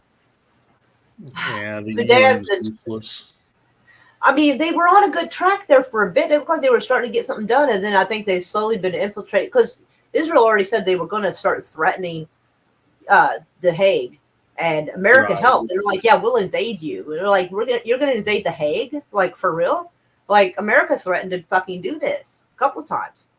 One of the first times it was under George Bush, because some of our soldiers committed war crimes. Right. I'm like, what's the fucking point of even having these courts, honestly?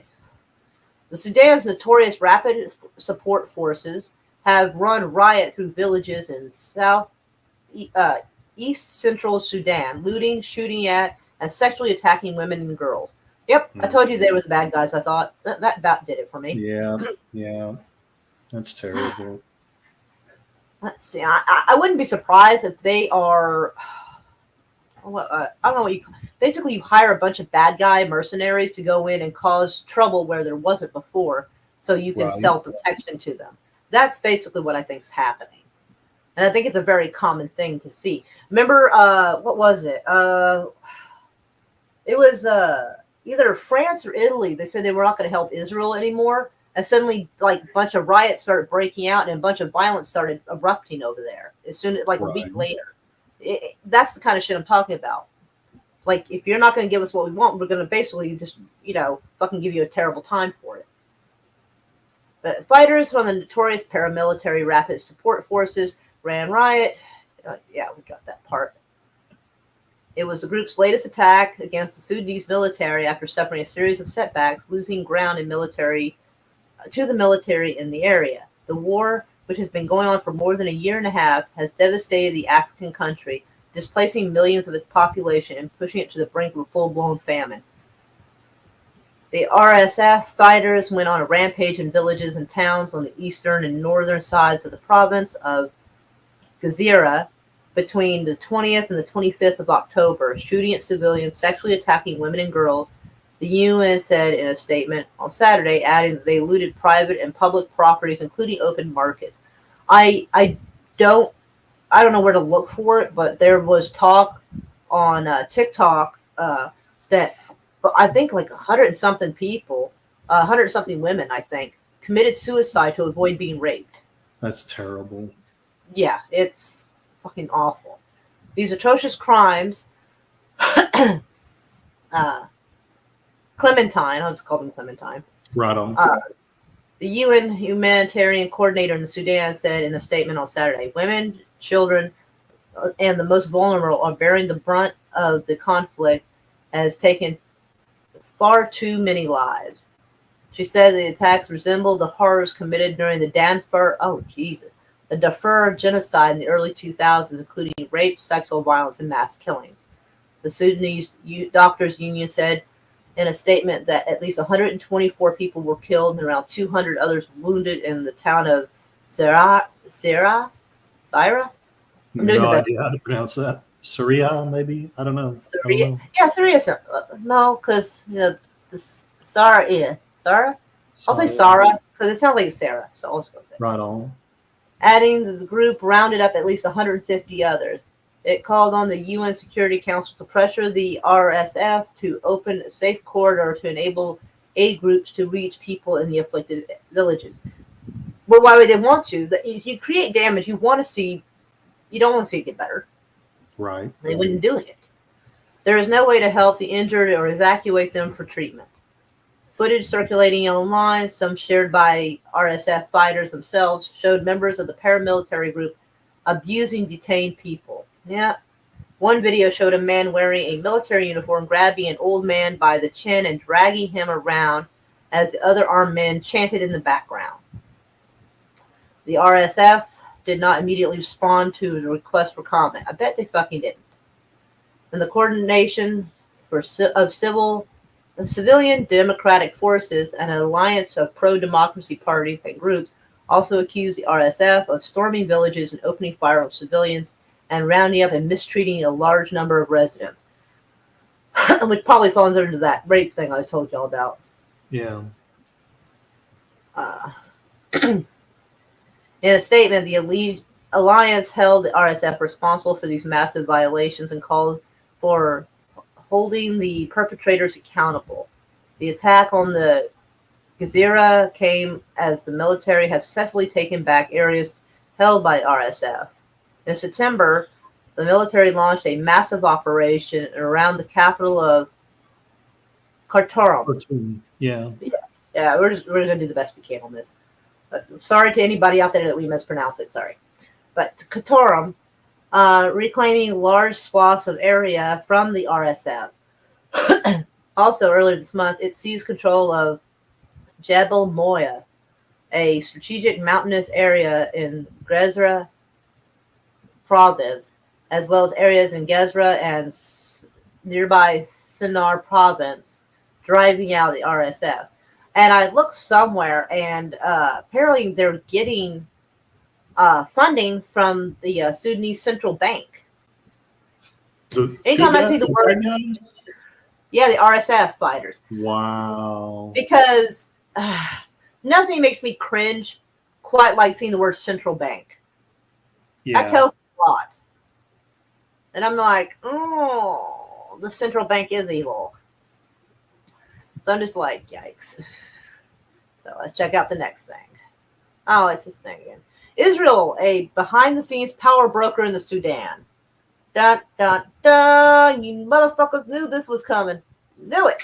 I wanted to lead up to it. I didn't want to jump right in like, God, she fucking hates Israel. I do. You did a good job. But yeah. Her. Because I know how it looks. What's going on? Yeah, yeah. I know how it looks when they're like, she always blames Israel for everything. I know it looks like that. But like Professor McGonagall, why is it always them? Jesus Christ. I mean, couldn't Brazil go do something stupid? Couldn't we blame something on Brazil for once? No. It's always this shit. Jesus Christ. God. I looked at this stuff for a while before I decided to live stream it, because I'm like, I want to make sure, because I swear to God, I know how this fucking looks. Sense. That makes sense. You want to build your case. It's smart. Right. It's smart. Because I know how it looks when I keep accusing Israel of everything, but fuck me if I don't keep seeing it. Jesus Christ. Like, God, y'all stay home for a little while. God almighty, do you have to be in everything? God damn. Israel, the behind-the-scenes power broker, and you know what that means. Israel is a behind-the-scenes power broker in the Sudan. It's long been clear that the road to peace in the Sudan runs through Egypt, Saudi Arabia, and the United Arab Emirates, America's three closest allies, or Arab allies. But last month, Prime Minister Netanyahu reminded the Sudanese that he has a stake in their country too. Last month. Didn't stuff get, I don't know, it's been going on since, like, the war kicked off in 2023 when they were, a couple years after they were supposed to have brokered a deal. But it seems like the fact that we're hearing more about it tells me that it got worse recently. Speaking at the UN General Assembly in September, Netanyahu caused a stir among the Sudanese when he held up two maps, the curse and the blessing. I would love to see a picture of that. The first had Israel's sworn enemies, Iran, Iraq, Lebanon. Why they mad at, they're supposedly just after Hezbollah. So, but they're mad at actual Lebanon. Like, okay. Syria and the Houthis in Yemen, marked in black. And the second had its friends in green, among them Egypt, Saudi Arabia, the UAE, and the Sudan. Apparently, people in Sudan did not know this. And they're like, what? Right. They're like, what do you mean we're friends? What? Because I think the Sudan had a thing going on since 1948. There would be no friendships, no deals made, no nothing with Israel. Since 1948, because I don't know if it's in this article or another one, but we'll get to it. Shortly after that, Israeli journalist Jonathan Liss wrote that Israel was floating a possible deal to end the fighting in Gaza, in which senior Hamas leaders would go into exile in the Sudan, which I think is kind of weird. That explains it. Okay, got it. Now, Yahya Sinwar has already been killed, at least that's what they say. But I guess this was mentioned before he died. Hamas denied it. Yahya Sinwar would rather die in Gaza than flee to safety. Well, they may have actually done that. Right. I guess it's supposed to be one E here. Yeah. Unless we're trying to be medieval with it. The right on. Sudanese Armed Forces, or the SAF, denied it too. But the fact that the Sudan is on Israel's radar serves. Am I reading that right? No, they wrote that wrong. Okay, I want to make sure that I wasn't, because sometimes my dyslexia gets sucking stupid. So I'm sitting here like, am I seeing this? In this case, it's not your dyslexia. That's just badly worded. Okay, so apparently the person is dyslexic or something too. So both of us are fucking it up, me and the person who wrote it. Okay, but the fact that the Sudan is on Israel's radar brings into Yeah, Yeah. it brings into focus how Sudan's war is entangled in the Middle East's higher profile conflicts. In 2020, as part of a deal in which Trump administration removed Sudan's designation as a state-sponsored terrorism, Sudan agreed to join the Abraham Accords. General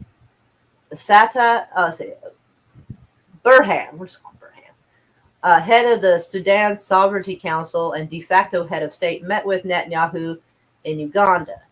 The breakthrough meeting was hosted by Ugandan President. Jesus Christ, these people do this on purpose.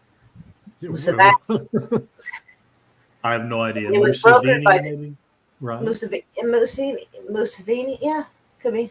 Savini, yeah, okay. Museveni, but it was brokered by the UAE President Zayed, known as MBZ. That sounds a lot easier. Apparently they had problems with it too.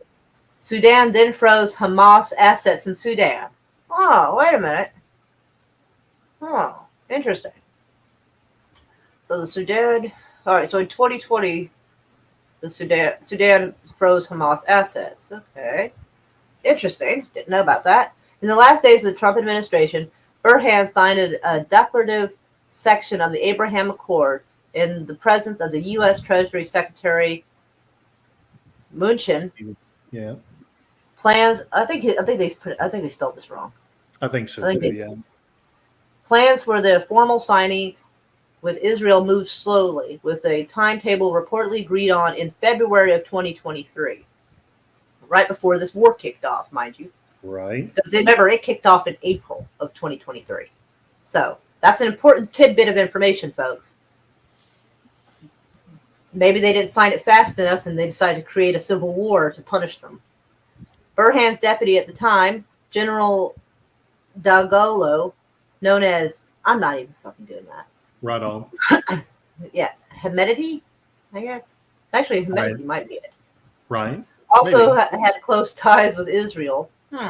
He developed close relations with the UAE, renting out his rapid support forces units to fight as mercenaries in Yemen, whereby he also established a strong hold with Israel's Mossad. Remember when I told you these were the fucking bad guys? We now the plot thickens. Okay. I knew there was something here. I only kind of half glanced at everything, so I didn't actually realize this part was in here. But yeah, so people who have connections to Mossad have been going around raping women and shooting civilians and going fucking nuts. So wow. So there we have it. Shit. That's crazy. Imagine. Oh my god. I didn't know they're gonna drop that bombshell. I thought we were gonna have to dig hard. I didn't know they're gonna come out straight out and say the quiet part out loud. Yeah, looks like they just did. Yeah. Yep. Like and this is. Go ahead. You can time clip this or whatever they fucking call it when you get a little piece from the YouTube live stream. Snip it, clip it, whatever. Yeah, that would be the moment. When war broke out in the Sudan in April, remember, they wanted it done by February. Right. Then you got March and then April. So they didn't give them much fucking time. So when war broke out in the Sudan in April of 2023, pitting the two generals against each other, Israel was in contact with both men. Well, imagine that fucking shit.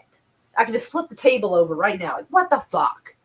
Right. The foreign ministry leans toward Burhan and the SAF, Mossad toward the RSF. Of course Mossad's on that side. They're the fucking bad guys who have been going around killing and raping people. Of course. Of course that's the fucking side they take. Jesus fucking biscuits. All right. And then the different nations support different sides.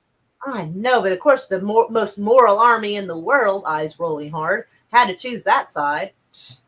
Funding that side. We're probably funding. We're funding Israel. Israel's funding this. I mean, now 2 and 2 and 4 and all that. Israel's Arab friends also back different sides in the war. Egypt supports the SAF in line with the traditions of backing Qatar military establishment. The UAE provides extensive support to the RSF, even while the private bank of Qatar, which is a majority owned by UAE financiers, is mainly financial conduit for the SAF.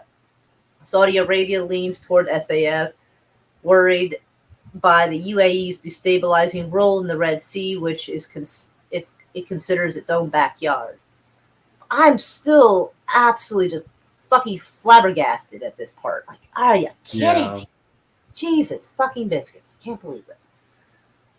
Yeah, you want to tell us that you're the good guys, but you're going to fund the people who are. Well, I'm not surprised that they have a hand in it. I'm just surprised they admitted it. Like, that's the part that gets me. Because, like, remember when that genocide was going on in, like, in the, like 1996 or whatever it was?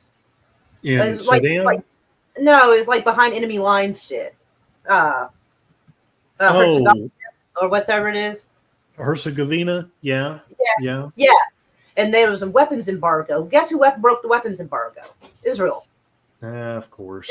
Israel supported weapons to the genocide that happened that ended up causing somebody to be convicted of war crimes. And not only did Israel actually give weapons to it, they actually had boots on the ground helping. And they covered it up and would not release the information showing how much they were involved in it. Like, if everyone knows you gave them weapons to help commit war crimes, but you don't want us to see how much you were actually involved, that tells me you had people there. Because, I mean, the weapons are bad enough, and the only way to make it worse is to actually have your people participate. Right on. Lordy have mercy. During the 18 months of fighting, a succession of mediations initiatives by the U.S., Saudi Arabia, Egypt, and African leaders have come to nothing. I bet. One reason for this is each time that Burhan agreed to meet with Hamedati, or to send a delegation to do so, the leader of the Sudan's powerful Islamist Karti. I think I was giving too much extra syllable on that one. Vetoes the move. Washington has put Karti under sanctions for actively obstructing efforts to reach a ceasefire. Why is nobody else getting that? I wonder. Yeah. The Sudanese Islamists have long-standing ties with Hamas. Okay, sure. Which is the member of the Qatar-based Popular Arab and Islamic Congress from the early 90s, where it established offices, businesses, and training camps. Hamas sourced weapons from the Sudan, provoking Israeli airstrikes. Active cooperation cooled in 2014 under pressure from Saudi Arabia. Egypt and Saudi Arabia, despite their long-standing aversion to the Muslim Brotherhood or the Muslim Brothers, have come to believe that Sudanese Islamists can be managed and no longer pose a threat beyond their own borders. Egypt's recent pact with Eritrea and Somalia also embraces. Jesus Christ, man, they give me stuff I just don't know how to read. Jadid, I don't know. Jadid, the Jadid group. So. Yeah, your guess is as good as mine. Right on. Probably better. Jadid group, a branch of the Muslim Brotherhood in Somalia. Cairo and Riyadh have been ready to see money and weapons fly to SAF from Qatar. The flow part, I guess they flow to it. Flow. Okay. Yeah. They messed up so much in this article; it's confusing. I'm not sure when it's correct or not. No, the SAF from Qatar and Turkey and even Iran, of course. Gotta have the whole band together. But Dhabi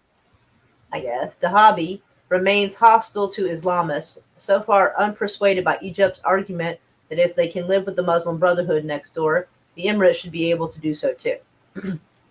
It's also been clear that the deal in the Arab capitalists is a prerequisite for ending the fighting in the Sudan. The question is how to get there. The Secretary of State, Anthony Blinken, God, I fucking hate that guy so much, right on. has no visible interest in engaging at a higher level that is needed. Of course he doesn't. He's little fucking putz. Initially, and honestly, because he's such a bootlicker to Israel, that's why he doesn't want to get involved, because he doesn't want his Israel bosses being mad at him. He put the State Department Africa Bureau officials in charge of the file, who are ignored by the Arab power brokers. While the current special envoy, Corelio, in theory reports to Blinken, in practice he doesn't have top-level backing needed. Ooh, Israel could change the equation. I'm sure they could. Even preliminary exploration of a plan to relocate Hamas to Sudan would need Israel to chart a path to a deal between Burhan and Hemedti. In return, they would need a change in the military and financial equation, a credible show of force by the SAF as Egyptian backers, along with Emirati leverage on the RSF. Whatever interest Dhabi has in Sudan, its stakes with Israel are far higher. And it's both carrots and sticks to pressure Hemedti. Oh, wow. Right? The Hamas to Sudan story may be a straw in the wind, even if it does become a real prospect. Netanyahu or Hamas new leaders could pull out at any moment. The Sudan's generals are no pawn. They are experts at manipulating foreign patrons. But the chatter reaffirms how the fate of the Sudan lies in the real politic. Yeah, realpolitik. It's like a term that comes from back when we were having a Cold War. Oh, okay. Took it from Russia, sort of. Okay. Of the Middle East in the hands of the state that sees the Sudan and its people as tokens of power games. But yeah, I'm definitely keeping. Where did that fucking thing go up here? Because, like, we were both like, "Oh my god!" Like, I couldn't fucking believe it. A little higher up, Close ties. I couldn't believe it. Bro, I can't believe they actually told the truth out loud. I mean, I thought it was interesting enough that they had some stake in the game. I didn't know they would come out like that. Well, I guess sometimes the media does tell the truth. I'm surprised. On rare occasion. Right. They probably thought they'd get away with it since less people are showing interest in the Sudan war than they are in Gaza. So they probably thought they'd get away with slipping it in here. Well, they did, and I saw it. And yeah, nobody cares about Sudan. We can say we can say the truth about this, which is so weird. But yeah, I'm gonna make a TikTok video about that fucker. So we're keeping that up. Right on. Okay. Apparently, let's see. U.S. indicts 2 linked. Oh yeah, that's those kids again. Right Apparently, on. I just did not have anything in any proper fucking order. So that's the shit we saw before. The systems were briefly disabled, and yet they said it went on for like the 7th, 8th, and the 9th. That's so fucking bizarre. Well, we already pretty much saw that shit. So here we go. So the Sudan president, how Israel stands to gain. This was from May of 2023. Mm-hmm. So okay. It's always fun to kind of bounce around the timeline and see if they told some stuff then they thought was safe to say back then that they might not say now. So a victory for the RSF could be politically and economically advantageous to Israel's regional agenda. Yep, that's about. When I said those were the bad guys, I was not shitting. And that was before I knew they were running. That was the ones raping everybody. I just saw that they got central bank backing. And I'm like, yep, that's not a good sign. That doesn't sound grassroots to me. After the fall of the former Sudanese president Bashir in 2019, Israel emerged as a significant player in the North African country's transitional phase. Oh boy. So they have been involved since 2019, and they have now broken out into a civil war, and people are getting killed and raped everywhere. Yeah, right. that tracks. That fucking tracks. Israel has a strategic interest in normalizing relations with the Sudan, as the Sudanese Red Sea coast is essential from a security and economic perspective. Sudan represents the heart of Africa with deep extensions into the African continent, thanks to its location, large geographical area, and expansive borders. In the 1950s, Sudan occupied a pivotal position in Israel's periphery is the way that's pronounced. Okay, thank you. So that lost me. I didn't know what the fuck that meant. Doctrine, which was developed as a counterbalance to the Arab region that was largely hostile toward the Israeli state. Well, I feel kind of hostile toward trespassers too, but whatever. Right. The doctrine involved forming alliances and building relations with other Muslim nations. The support provided by Israel to rebel movements in southern Sudan before its secession was a good example of this. Today, Washington has made openness and normalization with Israel a standard for the strength of relations between the U.S. and Arab states, especially during the Trump administration. This agenda, advanced by some regional countries, has pushed the Sudanese actors to move toward a gateway of normalization with Israel in order to obtain international legitimacy. This reminds me of that stupid law I found out here. In most of the states, I think it's like 30-something states agree with this, and Oklahoma is one of them, that if you're a business, I forget how they have it set up, but basically you have to promise to never boycott Israel or this or that, or Oklahoma can put you out of business. Wow. They have that. You know what? Let me go look real quick. I don't remember what the fuck that's even called, but let me see if I can just kind of Google some words. Oklahoma anti-boycott Israel law. Let me see what. Okay, apparently my keyboard falls asleep, so when I hit the first button, it skips it because that's the button that's waking it up. Right. So I figured out that's what's been happening. All right.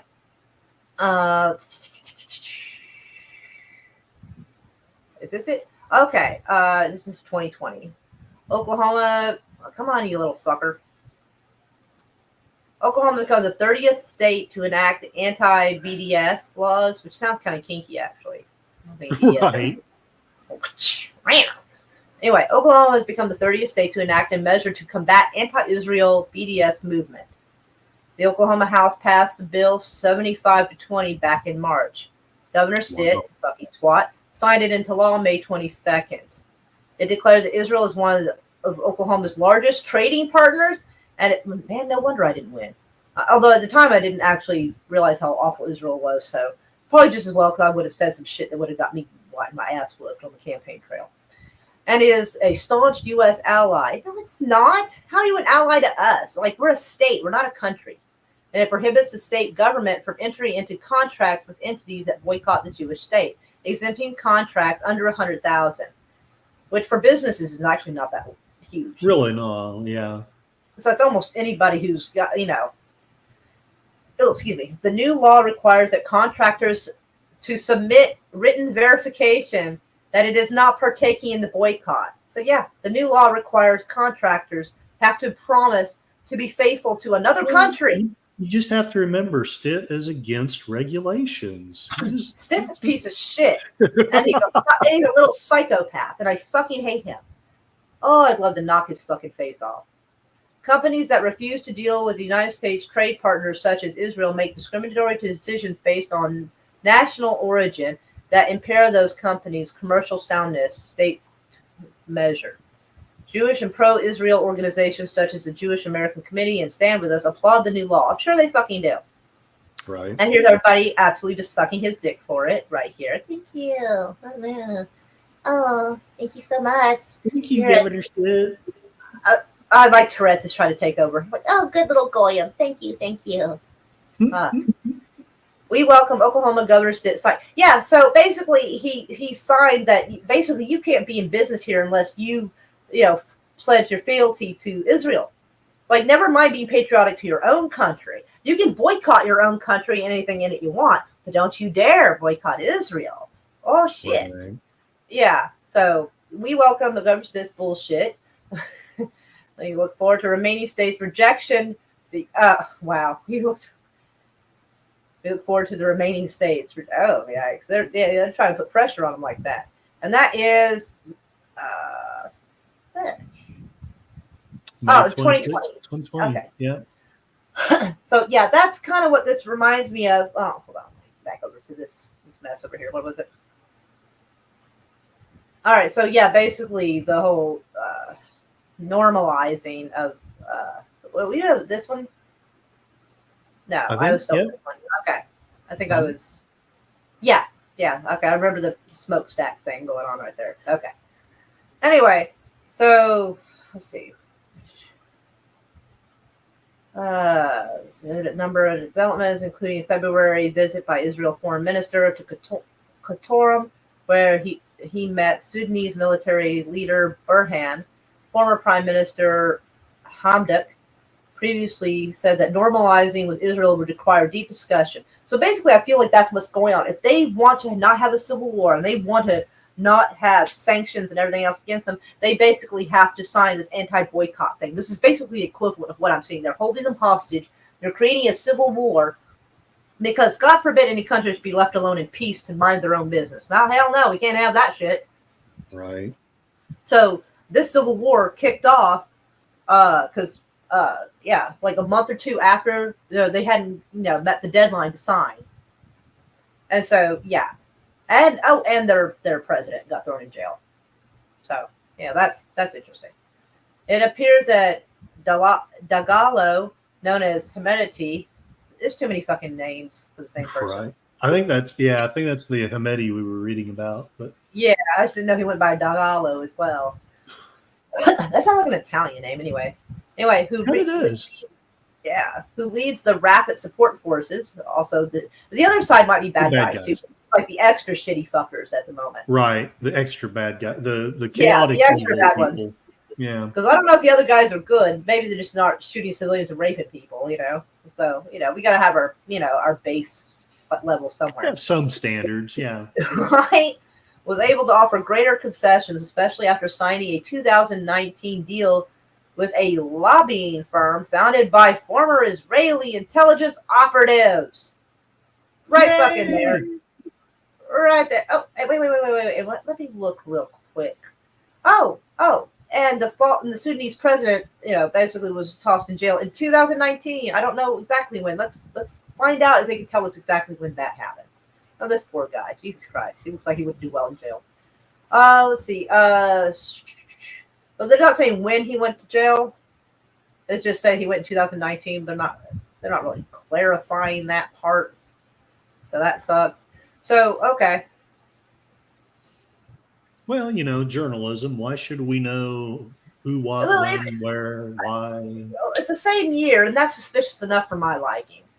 So, yeah. So, apparently, all this silliness started going down, like, right after the president went down, and I guess... Actually, the president went down. Then Israel started having more stake in this, and when they didn't, roll over and submit immediately, now there's a civil war... let's go to February, they were like, come on, sign it. They're like, maybe. And then February, March, April, and April is when the war started. Yeah. Exactly. If somebody tells me to, if you don't do this, bad things could happen, then a month later my house gets burned down, I'm going to kind of figure it out. I'm going to have a pretty good suspicion. A decent one. But yeah, fucking, God damn it, Israeli operative, Jesus Christ. Amazing. Hemedti has held meetings with Israeli intelligence, and in May of 2022, a clandestine delegation reportedly delivered advanced surveillance technology to the militia leader. Look, the RSF have expressed support for the normalization process and the signing of the Abraham Accords. So if you want to be civilized, and because I'm assuming that signing the Abraham Accords is a sign of you wanting to step into the 21st century and be civilized. Why are you running around shooting civilians and raping people? Exactly. Why would you? I don't see why you would do that unless you're trying to create so much catastrophic mess that everybody's going to be like, please save us, whoever, and just take help from whoever. If you ever heard of those situations where someone's like, give a certain amount of money a week and we'll protect you. If not, bad things will happen. And bad things wouldn't have happened if that person hadn't done it in the first place. And that's what they're doing. This is what this is. This is an absolute shakeup. Or is it a shakedown? It's a shakedown. It's taking some direction. Anyway, such moves aim to secure American and international support despite the rejection of the approach by the Sudanese people. Yeah, so the people themselves don't want this fucking mess, which is common. Because I don't want war. You don't want war. Most people don't fucking want this shit. So they're forcing this and basically punishing the people. Because when shit gets bad enough, then they'll, some evil hand will offer you help, and you probably will take it because, you're tired of the war, you don't want your kids to die. You're so desperate, you just want it to end. Yeah. And that's what they're doing. Israel, meanwhile, seeks to position itself strategically in Sudan, of course they do, to bolster its own security and expand its regional influence. Well, no truer words have been said, especially in Africa. It aims to benefit from the long Red Sea coastline for trade, defense, and security purposes, especially as the bulwark. Again, I don't know what bulwark means. Y'all probably It's do. like it's a guardian barrier. It's Oh, okay. you know, Okay. like the bumper on a truck, sort of. Okay. In a way. So. Right on. I learned a new word. No, A bulwark yeah. against Iran. I guess in that context I would have figured it out, but I've never seen the word right. before. I've just never seen that word. That's all Israel good. wants to curb Iran's expanding influence in the region. Well, no shit.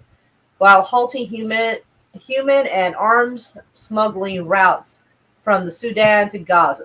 Human. As far as I know, people are wanting to get out of Gaza, not go in. Arms, I mean, I could see that. From the Sudan to Gaza, yeah, I really don't think they're smuggling people. I don't know if anybody would want to go to Gaza, to be honest. People want to leave. That seems kind of weird, but whatever, we'll go with it. Better relations with the Sudan would also enhance Israel's ties with other African countries. Of course it would. Helping it gain access to African markets, especially after the suspension of Israel's observer status in the African Union. Oh, man, they do have everything. I mean, as far as motive, they have everything, every reason to create the civil war and have it going on. Yeah, it does sound like it. I know it sounds like a really silly comparison, but remember in Blazing Saddles when they wanted those people to get, to leave so they could have the land for the railroad, so they sent people in there to cause all kinds of havoc, let bulls and cows loose in the churches, rape the horses, all that fucking shit they were talking about. That's a comedic version of this. They're basically creating everything so fucking terrible that, they have no choice. I don't know how people aren't seeing this, although maybe the Sunnis people are seeing it for what it is, and that's why they're rebelling. In addition, intelligence sharing on the movements of Palestine and other resistance groups in North Africa could help Israel in its quest to undermine these organizations, mitigate and anticipate threats, and carry out preemptive strikes. Preemptive means doing something before someone does it to you, which they like to do, which oftentimes will actually cause the conflict, mind you. Israel also views normalization through an economic lens, seeking to open the door for investments in agriculture, mining, there we go, you want to mine a bunch of shit, and security, while practicing its political and economic interests in Ethiopia and across the Horn of Africa. Israel stands to benefit from the construction of the Grand Ethiopian Renaissance Dam, which has been the point of contention among Egypt, Sudan, and Ethiopia. Man, they might as well just made the article saying it's Israel's fault. They really fucking just might have. It would have saved us like 30 minutes of reading this. Of Sudan's warring parties, the RSF aligns most closely with Israel's strategic interests. And I think it's interesting that they want to win people over by, shooting civilians and raping people, of course. Let's see. It is vowed to combat radical Islamists. Yeah, they call radicalists is what you call the big army calls small armies. And recently removed the word Al-Quds, Arabic for Jerusalem, from its logo. On the other hand, Islamists hold significant influence over the Sudanese army, which runs counter to Israel interests. Sudan's regime openly supported Palestine's resistance movements in the past. Well, I know whose side I'm on. At the same time, the RSF deployment and the regional operations have proven effective. Yeah, I bet. Such as through its support to warlord Haftar in Libya. I'm just going to say, if Gaddafi was alive, Haftar would not be doing this. I'm just going to say it. That's true. A lot of this shit didn't go on when Gaddafi was alive. That's why they wanted. Yeah. A lot of this was the preamble to killing. Well, I was never a fan of Gaddafi, but having said that, you make a great point. He starts to work with us and actually do some of the things we're asking him to do, and we're going to let you die. Well, the part that got it was because he was keeping the fuel prices low, interest-free loans, and he wasn't using he did not want to use the central bank. He was getting away from that. Yeah, and he also. Because as much as everybody has talk shit about Gaddafi and Saddam, none of this happened while they were alive. Well, a lot of this could not happen. when Saddam was alive, you could practice Christianity in Iraq. And they say, well, we got rid of Saddam because he was killing his own people. When have we ever cared if a Muslim killed other Muslims? We generally don't. Exactly. So let's not pretend that we're better than that. I don't mean to be cynical, but yeah, it at least it seems to me like that the killing hasn't slowed down. It hasn't gotten any better. And So it's actually got a what did little we bit really worse if you look at it. accomplish? It's actually gotten a little more widespread It back because they claimed that Saddam had used poison gas on his people. Yeah. And now Yeah. this is a lot more expansive than just poison gas on some people. And that was only a rumor said by the government that lies to us. So we don't even know if that's actually even true. We don't even know if that was ever true. We don't know. And that's one of the troubles. It's so hard to figure out what is true and what's not. And I'm not saying he was a good guy, but he might have been the monster that kept this. But he might have been the monster that kept this from happening, to keep it in check. Yeah. And now him and Gaddafi are gone. So sometimes bad guys are necessary. I know it's weird, and sometimes there is a lesser of the evil situation. I think they were the lesser of the evils because this is bad. This is really fucking bad. The needs of the many outweigh the needs of the few, I guess. I don't fucking know. Anyway, on the other hand, okay, got to that. At the same time, the RSF deployment in the regional operations has proven effective. We actually got to that part. I'm sorry. Here we go. That's okay. I need to highlight this so I can not lose my place. The clash between the RSF and the Sudanese army has spread chaos across the Sudan, making it difficult to estimate the length of the path towards stability. With hundreds of thousands of people displaced, there is also a risk of increased waves of refugee migration as the conflict drags on. But this chaos will positively impact Israel's strategic and military weakening Egypt. I feel like that's. Am I reading that wrong? Yeah, you are, but it's the chaos will positively impact Israel by strategically and militarily weakening Egypt. Now, the sentence structure sounds weird to me. Yeah, it's not the best structure, but basically they're saying it'll hurt Egypt, so that's good for Israel. Right. I got that, but it's just the way it worded it kind of confused me. Yeah. I don't get that because I thought that they were having better relations with Egypt now. So why would we want them weakened? I think Egypt's being a little bit of a bitch. They don't really like them, but they don't want to get the shit kicked out of them. Plus, they're actually kind of like uppity assholes. So they don't like Israel, but they seem to look down on Palestinians, so they kind of don't care. It's kind of like when horrible, like bad racist shit happens here, and a lot of people don't care because it's not them, because they look down on the same people who just got victimized. So yeah, exactly. So I think that's kind of what it is. It's like, I don't like you, but I don't like the people you're picking on either, so I'm not going to really try to help.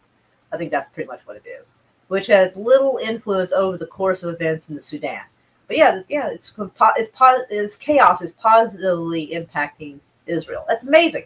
The fact that they're saying that, because, the sentence structure was weird, but this part, that part, I understand those words. Fuck. Unbelievable. Yeah. It doesn't seem like journalists know how to write anymore.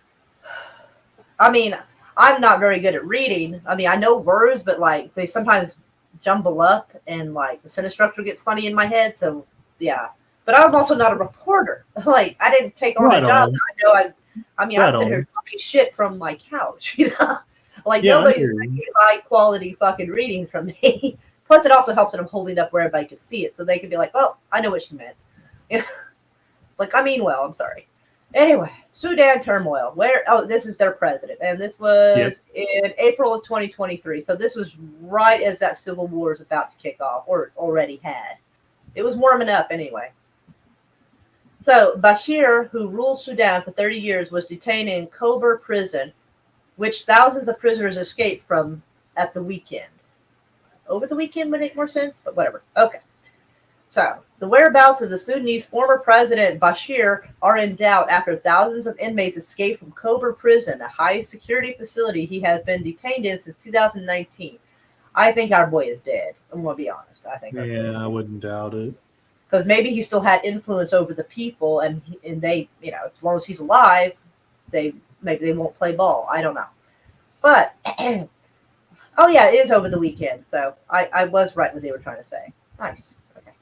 2 inmates told the Middle East Eye that they escaped Kober on Sunday, along with thousands of other fellow prisoners. How the hell? I do wonder how they got away from a high security place. After fighting intensified around the prison, they were not able to say whether Bashir had escaped or been moved. Sorry. Sudanese local media published a video showing prisoners leaving Kober prison and footage of clashes around it on Sunday. The video showed people in their white prison uniforms walking down an alleyway carrying their belongings. Prisoners had set 2 guard vehicles on fire and protested against the lack of food and water. I don't blame them. Shit. MEE, the Middle Eastern Eye, could not independently verify these reports. Sources in the Sudan and the U.S. told the Middle East Eye that they had heard Bashir had been moved by the Sudanese army, the SAF, General, maybe, but we don't know, Burhan, but were unable to confirm this. So they can't necessarily confirm who grabbed him, if they did. An anonymous police source who spoke to the Sudanese Post, a publication based in the South Sudan, said that Bashir and some other members of his administration had been moved out of Kober prison to a safe place after gunmen thought to be from the RSF paramilitary attacked the prison guards to free inmates. To create chaos so they could get to the president. Yeah. So, once again, I go back to, I told you guys were dicks. So the people who are backed by Israel were trying to basically let a bunch of inmates go free so they could try to kill the president of the Sudan. Wow. Ugh, the audacity must be on sale because they are stocking up. God damn it. The police have taken necessary measures to secure the safety of the former president Bashir and members of his regime, who have been moved to a secure location. This move is also aimed at preventing them from fleeing the prison. The Middle East Eye has approached the Sudanese policy spokesperson for comment.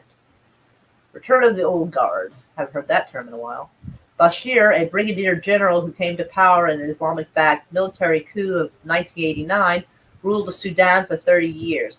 He was ousted by a popular uprising in April of 2019. Can't imagine who might have been behind that fucking shit. Right on. And faced corruption charges and the death penalty if convicted for his part in that coup. Okay. So, yeah, suddenly now somebody... I wonder who he cooed. Maybe we should find out who he cooed. Because it'll see who backed him, we'll see who got him. You know, motive and all that. Anyway, the 79... Oh, man, they're going out this 79-year-old man. Jesus.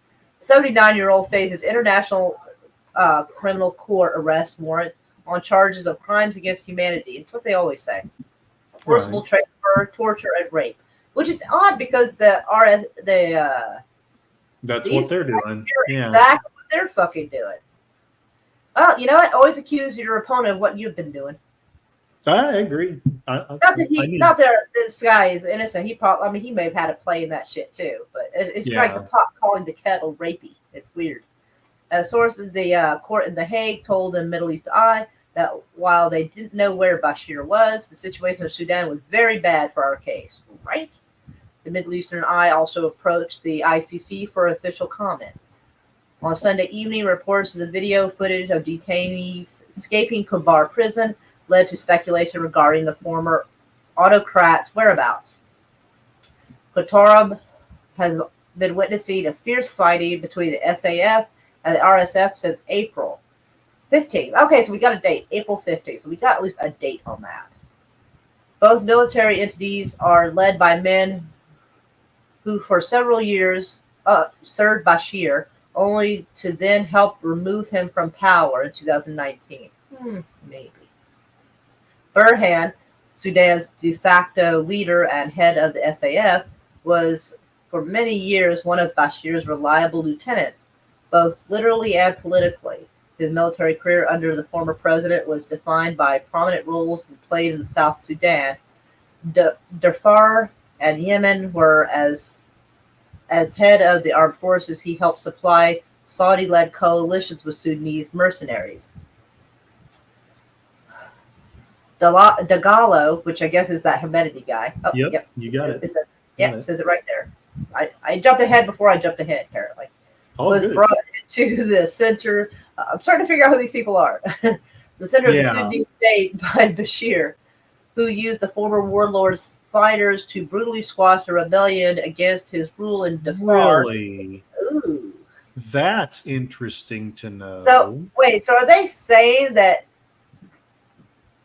Wait, hold on. My He was brain. using them. Well, that doesn't I surprise me, mean, but my brain's trying to now piece together. now Hermetic Israel's broadly backing considered him, it but who used he warlords. was using them. So they're saying Hermety was he responsible for that massacre that happened in Darfur? Is that what I wonder if that's what they're hinting at. What the fuck? The Well, RSF? Huh? yeah, they were used to put down the rebellion, and now they're Uh-huh. the ones running around killing and torturing. Yeah, that tracks. That's you know what? I believe it. I absolutely believe it. I don't use the Middle Eastern eye very often because even though I believe a lot of what they say is probably more honest than what we're hearing from our media, I know that a lot of times people in the audience might not be like, well, that's not an official, it's not an official Yeah, I Western media, understand. but our official Western media lies to us. But I thought I would get this in here because at least it gives someone who's closer to the area to get their point of view of the situation. Since we were looking at things like MSN and things like that, so we were trying to get a little bit of everybody's like point of view on this. So I feel like this is getting a little more detailed. MSN and everybody else kind of gives us half-ass shit.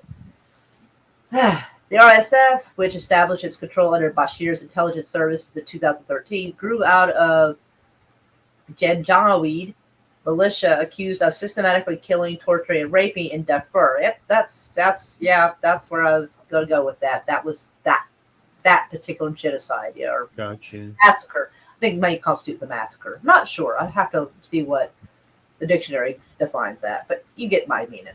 In 2017, Bashir brought the paramilitary under his direct control, often referring to Hemedti as my protection. The scorpion is still a scorpion, my buddy.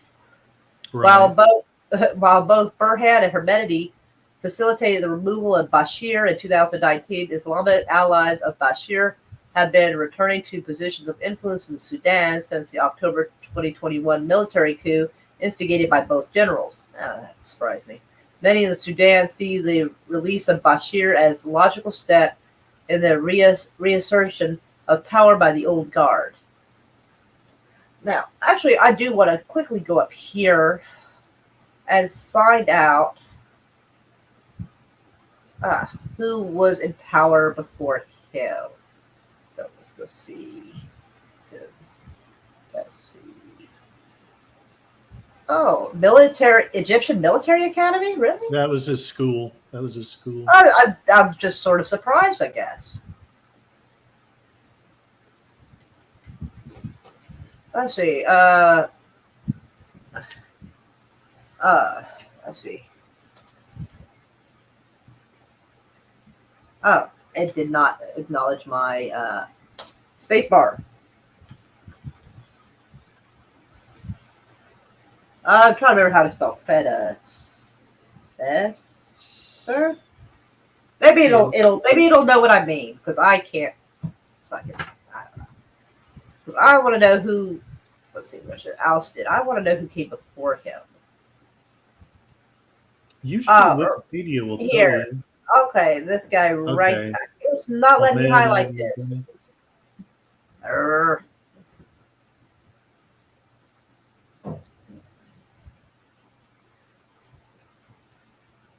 All right, so maybe they'll mention him in this article. At least now I know the name I'm looking for. Come on. Oh. Well, no, that's not what I was thinking. Shit. Oh, the protesters reached a climax in symbolic day, April 6th, the anniversary of the 1985 non-violent, I don't know how the hell it was that one, uprising that removed the dictator. Wait, but didn't it mention a different name?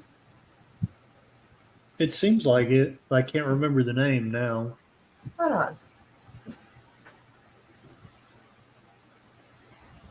Al Magani as head of state, so. But it's not. So maybe if I click on that, then I can actually highlight the name. All right, here we go. Let's see who this guy is. political life. Sudan on 2 occasions, between 1966 and 67, and then second from 1986 until its ousting in 89. So, for National Umma Party. So, let me. Oh.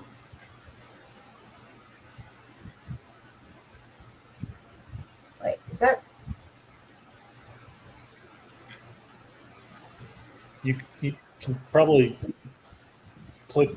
Well, anyway, yeah. Hold on. Let me see what we get when I do this. Sometimes I just throw this in to see if there's any article that has to deal with those two. For some reason, the eye is not working on here. Don't know what that's about. There we go.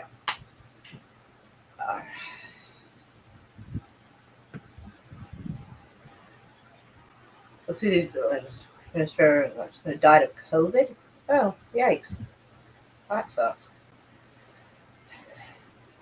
In 2020, the head of the Sudan's largest party slams Trump and Israel deal. Whoops. Okay,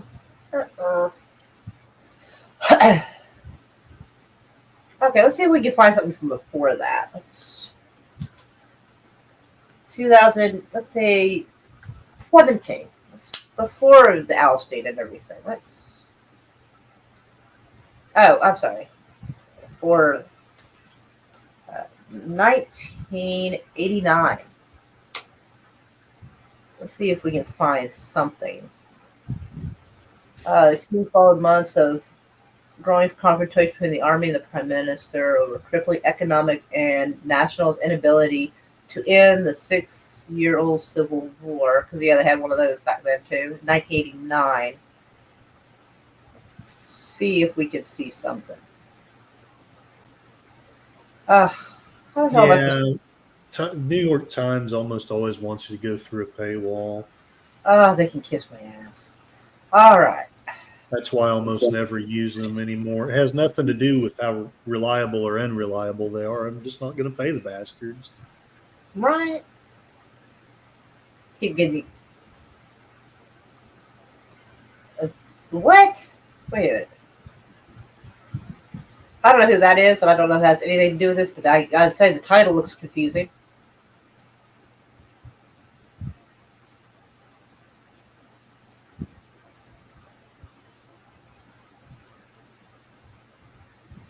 All right, Times of Israel's article. Okay.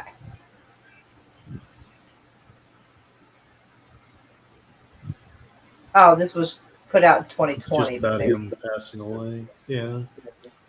But maybe they'll tell us more, though.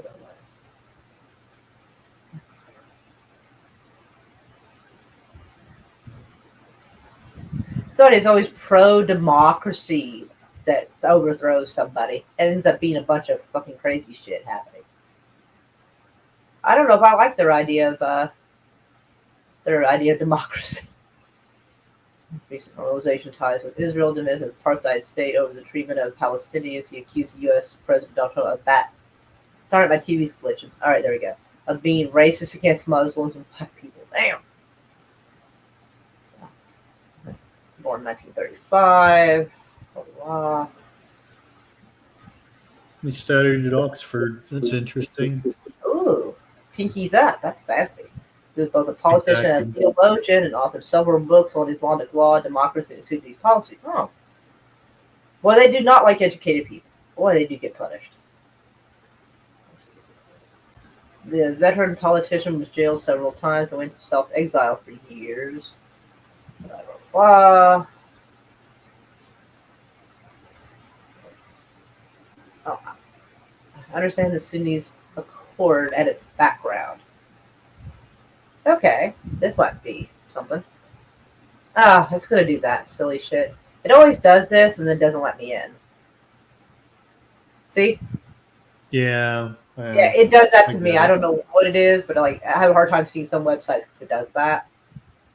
So I don't know if we're gonna find anything that ties the last guy to Israel or not. Well, what you might want to think about is they were an empire for hundreds of years. They claim that they were descended from Solomon and the Queen of Sheba. And the last emperor from that line was Haile Selassie. What I would be curious is who overthrew him. Did they have any Israeli influences? On and on and on. But that's been so long ago. I don't know if anyone would. I don't know if anyone would have a record or not. It might be somewhere, but we also got to realize that a lot of things didn't transfer over because in 1989, news and stuff wasn't really digitized. So the stuff that we see now is the stuff they went to the trouble of actually digitizing. So a lot of the stuff might be lost in some fucking file cabinet somewhere in a basement because they didn't want to digitize the files. They might not have seen a reason to. Right. They might be like, well, I wish we hadn't published that, so we're just not going to digitize that. So well, a lot of times, yeah, just because they're not finding it doesn't mean that it's not there. It just means they didn't bother. I've noticed there's a lot of stuff that you could read 20 years ago, 10 years ago, and now it's nowhere to be found. So. Oh, I missed this part here. And so, okay, the Sunnis on which counterintelligence. At the same time, the RF's deployment in the region, support the warlord, blah, blah, blah. And I apparently stopped looking at that part with the RF's involvement in gold mining. So there is not only oil reserves to be had in one area off the coast of Gaza, but fucking gold. Oh, boy. Because Western countries and everyone else have absolutely just had their hand in tearing apart Africa for gold and other reserves. So if they had found this, they might find it as, well, a gold mine. Gold mine outside the state's control, making it easier for international powers to manipulate and direct the group to serve their interests and objectives. The clash between the RSF and the Sudanese armies has spread chaos across the Sudan, making it difficult to estimate the. Oh yeah, we already saw that part, but I had missed that gold mine. Yeah, no, that's I must have missed that, and my brain missed it. But yeah, so yeah, like my title said, yeah, it's like the war in Sudan, and then the description is like, guess who's involved? I bet you can guess. Exactly. I couldn't believe it. Like I said, some of it I was kind of guessing because the article headline had said that Israel had a stake in it. I didn't realize how much it was involved. That surprise was just as surprising to you as it was, to me, because I was like, I mean, the fact that it just said it right there in black and white for everyone to see, I'm like, son of a bitch. So, oh my goodness, this whole time I've been so balls deep in this, I completely ignored the chat. I feel so bad. Oh my God, look at all those people. Oh my God, I'm so sorry. I'm so sorry. Oh my God. Oh, that biscuit. Oh, good Lord. Oh, okay. Hello, Lady Mist. Oh, I'm so sorry. I didn't mean to ignore everybody like I did. I'm sorry. I don't have an Xbox. I'm sorry. Poor little thing. He was just added. Yeah, rest in peace. I know, right? Rest in peace, Peanut. Rest in peace, Peanut. Yeah. People are like, well, they have the animals illegally. I'm like, I don't give a fuck. I don't give a fuck. Most of the time, laws are only a reflection of the people who happen to be in power at that time. It does not always mean, if the laws were always like moral and right and everything, then, if someone breaks in your house and gets hurt, they wouldn't be able to sue you. So obviously the law is not necessarily a moral compass that we should follow. I mean, there are certain things that are obvious, but the animals were like, they weren't living in the middle of the city where, the animals went out and biting kids. It wasn't like that. They were out in the middle of fucking nowhere in their own like ranch where they were safe. I don't see it on my account. Let's see. Okay. I didn't see this part. There's a video. We'll have to go back and look at it later because I don't know what it is at the moment. I only have an iPad Pro. Hey, poor little thing. Yeah, more all the security nonsense is a waste of time. Sometimes on eBay they ask me 3 times if I don't hope. Right? I mean, yeah, they'll do that to me. But that one that y'all saw, that one's the worst because that one never lets me in. They do have a Dunkin'. Do they have a Dunkin'? I don't know. That would be kind of cool. Is Peanut a squirrel? Yes, Peanut the squirrel, and there was Fred the raccoon, which is not getting as much acknowledgement, but he was also there and he was also executed. Just as normal. It's just candle. Let's see. 50 policies per panel. I can't recognize the second person here.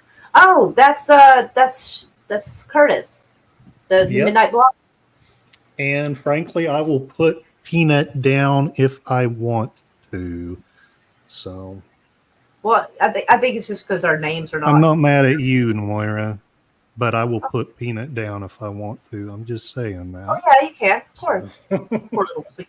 I have reason for being this way. I'll tell you about it backstage. What happened to the potentially rabid squirrel? I know it's a shame, but what I think part of what it is they made the mistake of doing this to somebody who has a shit ton of followers. So it was able to put the shitty ass, animal killing out on public display for everybody to bring attention to it. Oh, sorry. Let's see.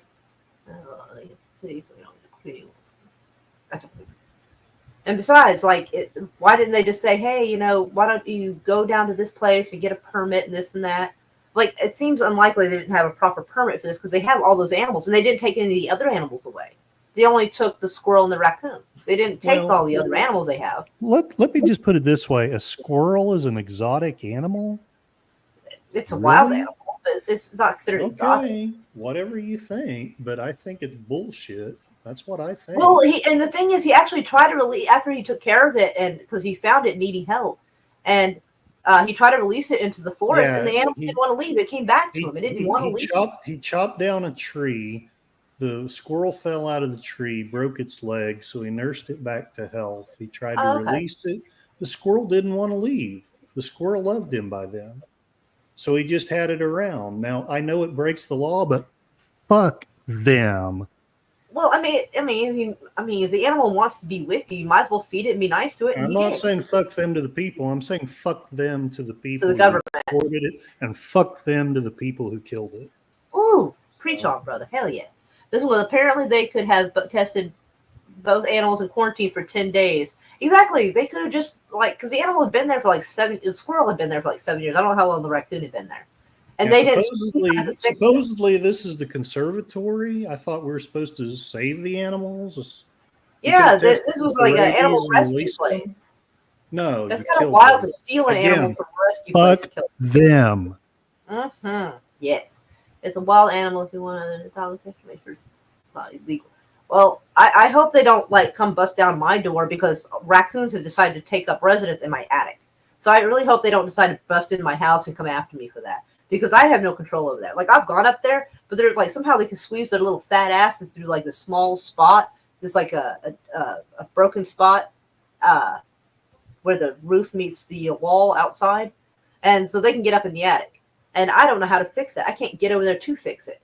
And so I certainly hope nobody kicks down my door with guns and fucking goes after them because they happen to choose to live in my attic. That would suck. And it would be bad because it'd be bad for everybody. Hello, Chud. Chud Hub?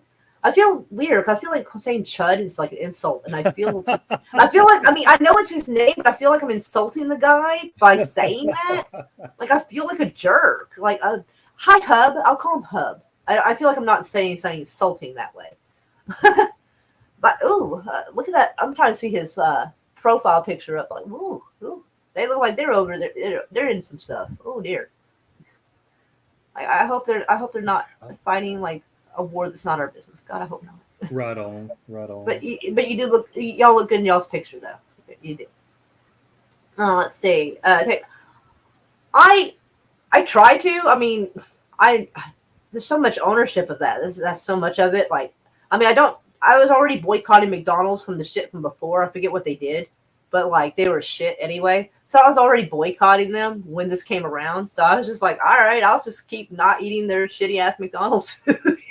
Right on. And the Starbucks, honestly, I didn't really need to buy Starbucks anyway. So I quit going to them. It took my daughter a little while to kind of pull back from them. She started going to a different coffee place. But she's not really as into she's more libertarian. She's just more fuck the government in general. But exactly. She doesn't necessarily get involved in politics.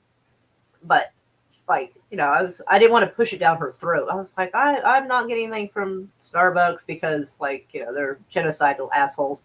And I'm still not big about them from before because they were doing stupid shit from before that was kind of un-American.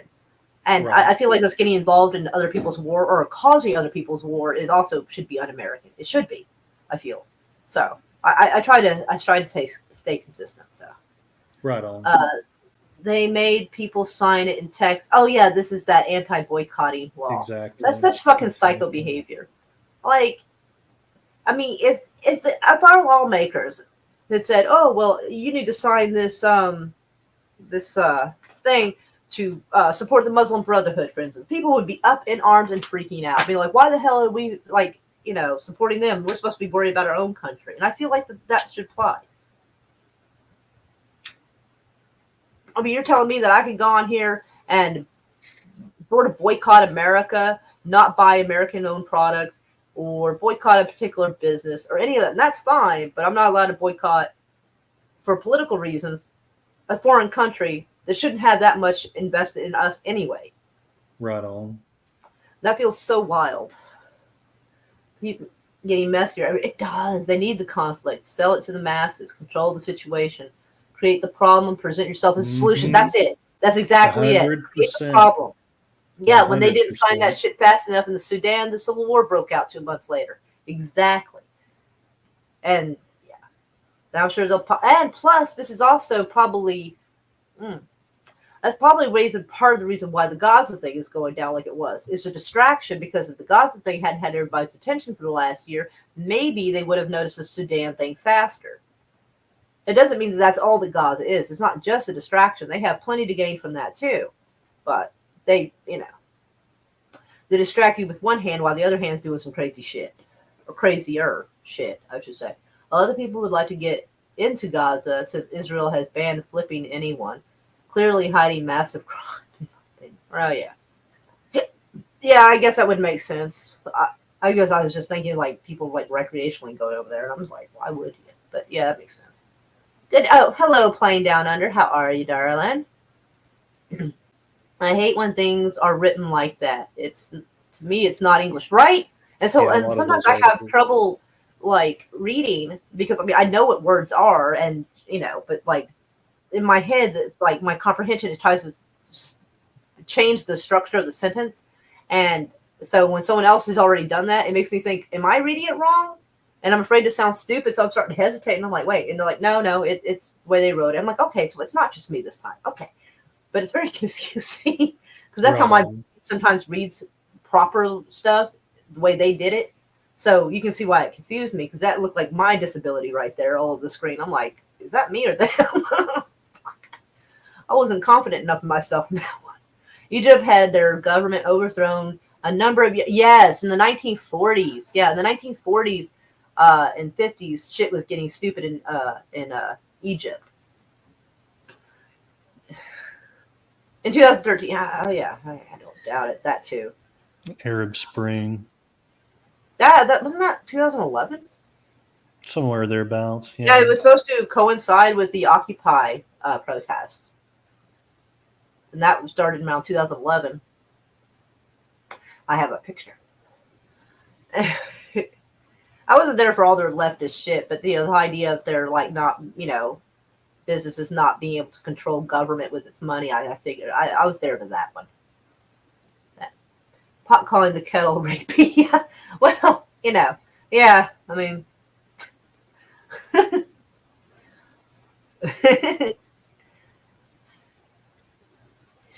What's weird is I actually used to spell pretty decently. And like if I'm writing it down, I can't. Spelling off the top of my head, I'm not very good at, but if I can see it written down, I can figure out where I'm supposed to go with it and I can spell. My peak spelling time was like when I was 15. Like I could spell like what DNA stands for? I could spell that with no problem. Right. Yeah. But like over time it's almost like dyslexia has gotten worse, I guess. I may have had it long before and I just didn't realize that's what was wrong with me. But man, my grades in school sucked absolute ass. So the teachers were fucking confused because, one-on-one, if they asked me stuff and talked to me, I was kind of okay. But when it came to doing schoolwork, it was a fucking disaster. Right on. They definitely make it harder to find. Brett was actually trying to find an older article, and it took some time digging to find it again. Right? We probably should try digging into. Let's see, do I have it up here? I do not, because when my computer crashed a couple of weeks ago, it lost a bunch of tabs. That actually I might still have it. Hold on, let me see. What? Oh, my eye. Sorry. Ah. Actually, I'll have to go to a different tab real quick, just because I don't want to shut myself out of that. Hold on. Let me see what website this is real quick. Archive.org. So I've been finding a lot of stuff at archive.org. I was looking up a bunch of stuff where Palestine is mentioned, showing how far back mention of it goes. So that's what this is right here. But Okay. I go to archive.org and I type in certain keywords to try to find the kind of stuff I'm looking for. So y'all could try doing that if that would help you maybe find the article. I don't know if it will, but it couldn't hurt. Oh, hugs to you, Brett. I mean, I know that heart was to Miss Frosty, but I hadn't said hi to you yet, so. Okay, no one cared. People in New York are weird. Yeah, they're fucking weird. Fuck New York. If it was a person that was violated, he can sue. If he violated the law, a lesson learned. People, if something is minuscule as not having a permit should not lead to the death of an animal. That seems a bit excessive. I think the person who fucking caused the ruckus and called in to snitch on them for having the animal probably had some friends in high places, and that's why it went down like that. I mean, Oklahoma, no one cares. Oh, okay, got you. Sorry. I don't know. A lot of people in Oklahoma on Facebook are talking about that Peanut and Fred thing. One person even made a Gladstone flag, that yellow "Don't tread on me" flag, but with the squirrel. Yeah, on it. exactly. I fucking love that. That was great. I was like, fuck yeah. Even what's his name? Something Spike Cohen, the libertarian guy. He posted a picture of a squirrel being handed a gun, and said the Second Amendment is for everyone. Armed animals are not easily euthanized. I was like, fuck right, I like that. That's right funny. Sometimes wild animals can't be released back in their natural habitat. They learn to rely on exactly. And so, I mean, it would have been more cruel to just throw the animal out there to die.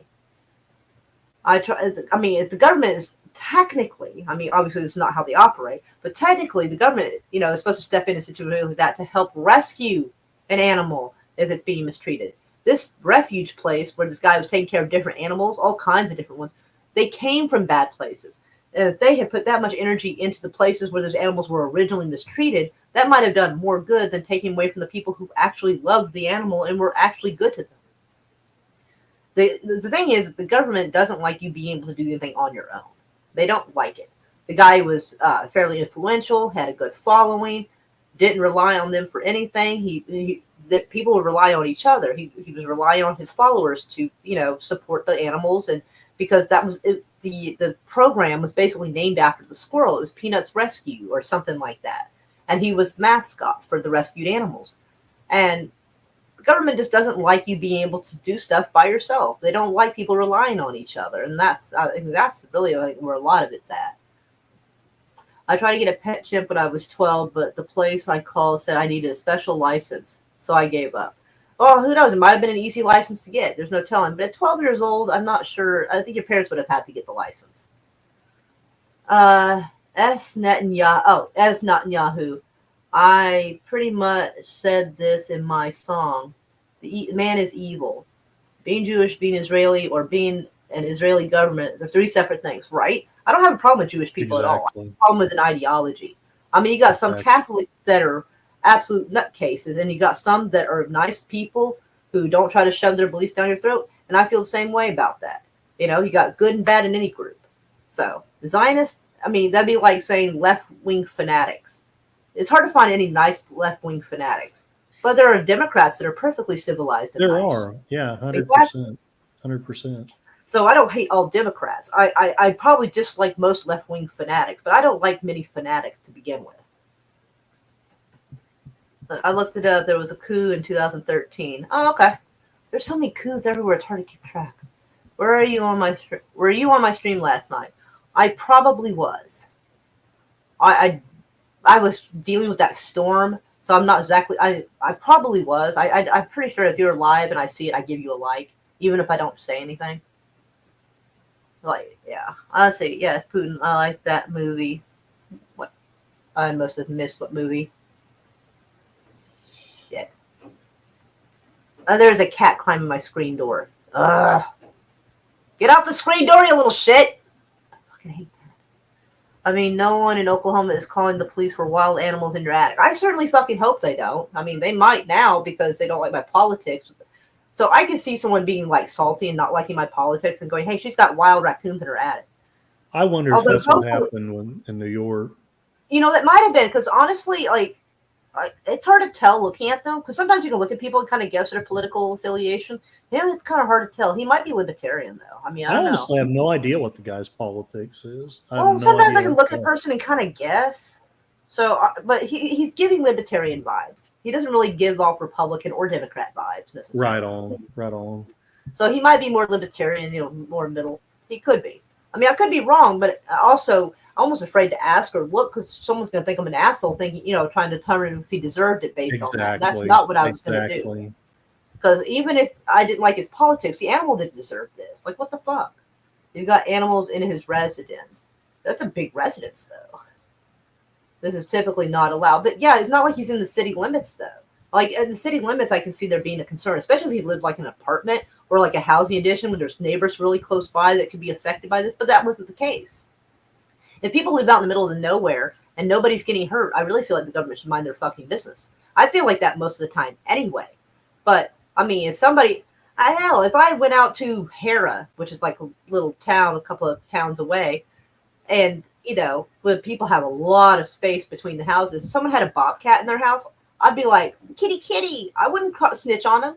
I might snitch if they were treating the animal badly. Exactly. But, like, if the animal's happy and the people are happy and nobody's getting hurt, yo, not my fucking business. Like, kitty cat, shut the fuck up. Sorry. Thank you. Exactly. All right. All right. You could charm the crowd for a second. I have got to go find out why this cat is climbing my shit. It's making me crazy.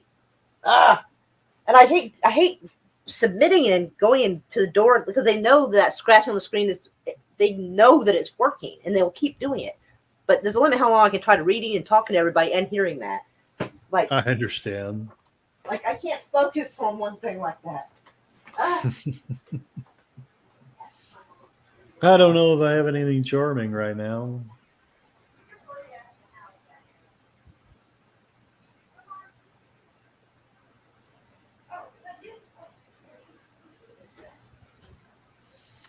Let's see what the news has to say about the Oklahoma City tornado.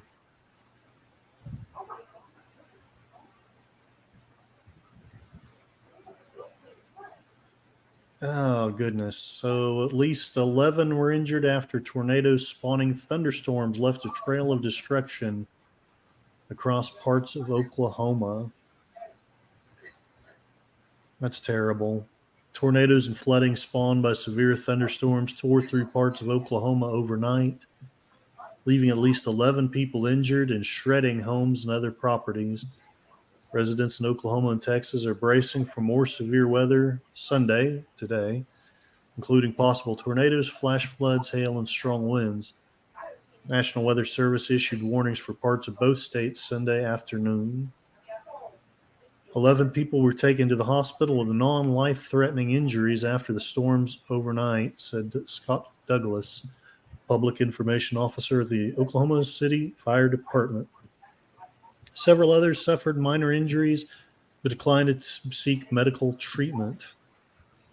Several structures were damaged in the area, along with power lines, trees, gas lines, traffic signals, traffic signs, said Valerie Littlejohn, public information officer with the Oklahoma City Police Department. As of 1:30 p.m. Central Standard Time on Sunday, 39 structures had been destroyed. Okay, I'm back. Sorry. That's okay. I was reading to them about the storm. Mm-hmm. And hello to Ancient One. Yeah. I let the silly cat in, of socks, making that much racket. She's normally a quiet cat, but boy, when she wants to be loud, by God, she is. Right. And apparently, Xavier, our friend's son, stopped me and asked me if I knew what happened to his headset. And I was like, what are you talking about? Because he has 2 headsets with him at that moment. And I'm like, what do you mean? And he showed me, and it looked like the cord was cut. I was like, what the fuck? And I was looking at it, and it looked like it had tiny nibble marks like a cat. but like those little center part of their teeth where they're really tiny. But it didn't look like enough to puncture through it, but it looked like someone cut it with scissors. And I was like, Oh, what the wow. fuck? I know it looked like a very clean cut. And I was like, damn. And I don't know who would have, how this would have happened. I never saw an animal over here. And nobody's mad at you. And besides, even if they would just give you shit. They wouldn't cut your stuff up. Right. I was like, dude, do you have another headset? He goes, yeah, I do have an extra. I was like, okay, that's good. I'm sorry that happened, dude. So we don't really know what the fuck. That's crazy. I guess from now on, we'll just try to, keep headphones put up just in case it is an animal. We got 4 cats, so we're not really sure. I think it's likely to be Nuki, but to punish an animal hours after the incident when you're not even sure it's the animal that did it, it's not going to teach the animal anything except to be afraid. Yeah, it's exactly. not going to correlate that to the earphones. It's not. So anyway, sorry. Yep, better get squirrel military. Oh, let me see if I can find that real quick because there is some freaking cute, hilarious shit. Let me see. I gotta go to my. My Facebook is loading slowly. Because there's. Okay, I don't know if anybody's going to be able to see this or not, but I will try. I was sharing screen. Never mind. I'm an idiot. All right. But yeah, right there. It says, in memory of Peanut and Fred, and it shows a squirrel holding the flag and this. Right on. So I wrote that the government of New York should be burnt to the ground. It's tempting. Yeah, if ever there was a situation where people are going to riot in the street and start burning buildings down, it should be a government building, and it should be the building of the judge who fucking signed off on it. Right on. They might try to get me for inciting. It's like, I have like 9 people listening. That's not enough to incite anything. Like nobody's ever committed an act of violence or destruction on my word. Never has that happened. Oh, here's that one I was telling y'all about that Spike Cohen Second Amendment for everyone. And they made the little raccoon's eyes all laser. It goes, arm pets are harder to euthanize. That is fucking cute, and I love it. And so, like, when Ancient One posted that, I was like, yeah, not exactly what he said, sorry. Oh, yeah, right here, squirrel military. Yes, and a raccoon one. Don't forget that. I really pissed off a couple of panelists on another stream. Feeling so good about my chat being back. Oh, that's right. Yeah, because I think he was having trouble being able to communicate in chats. I think YouTube was censoring him.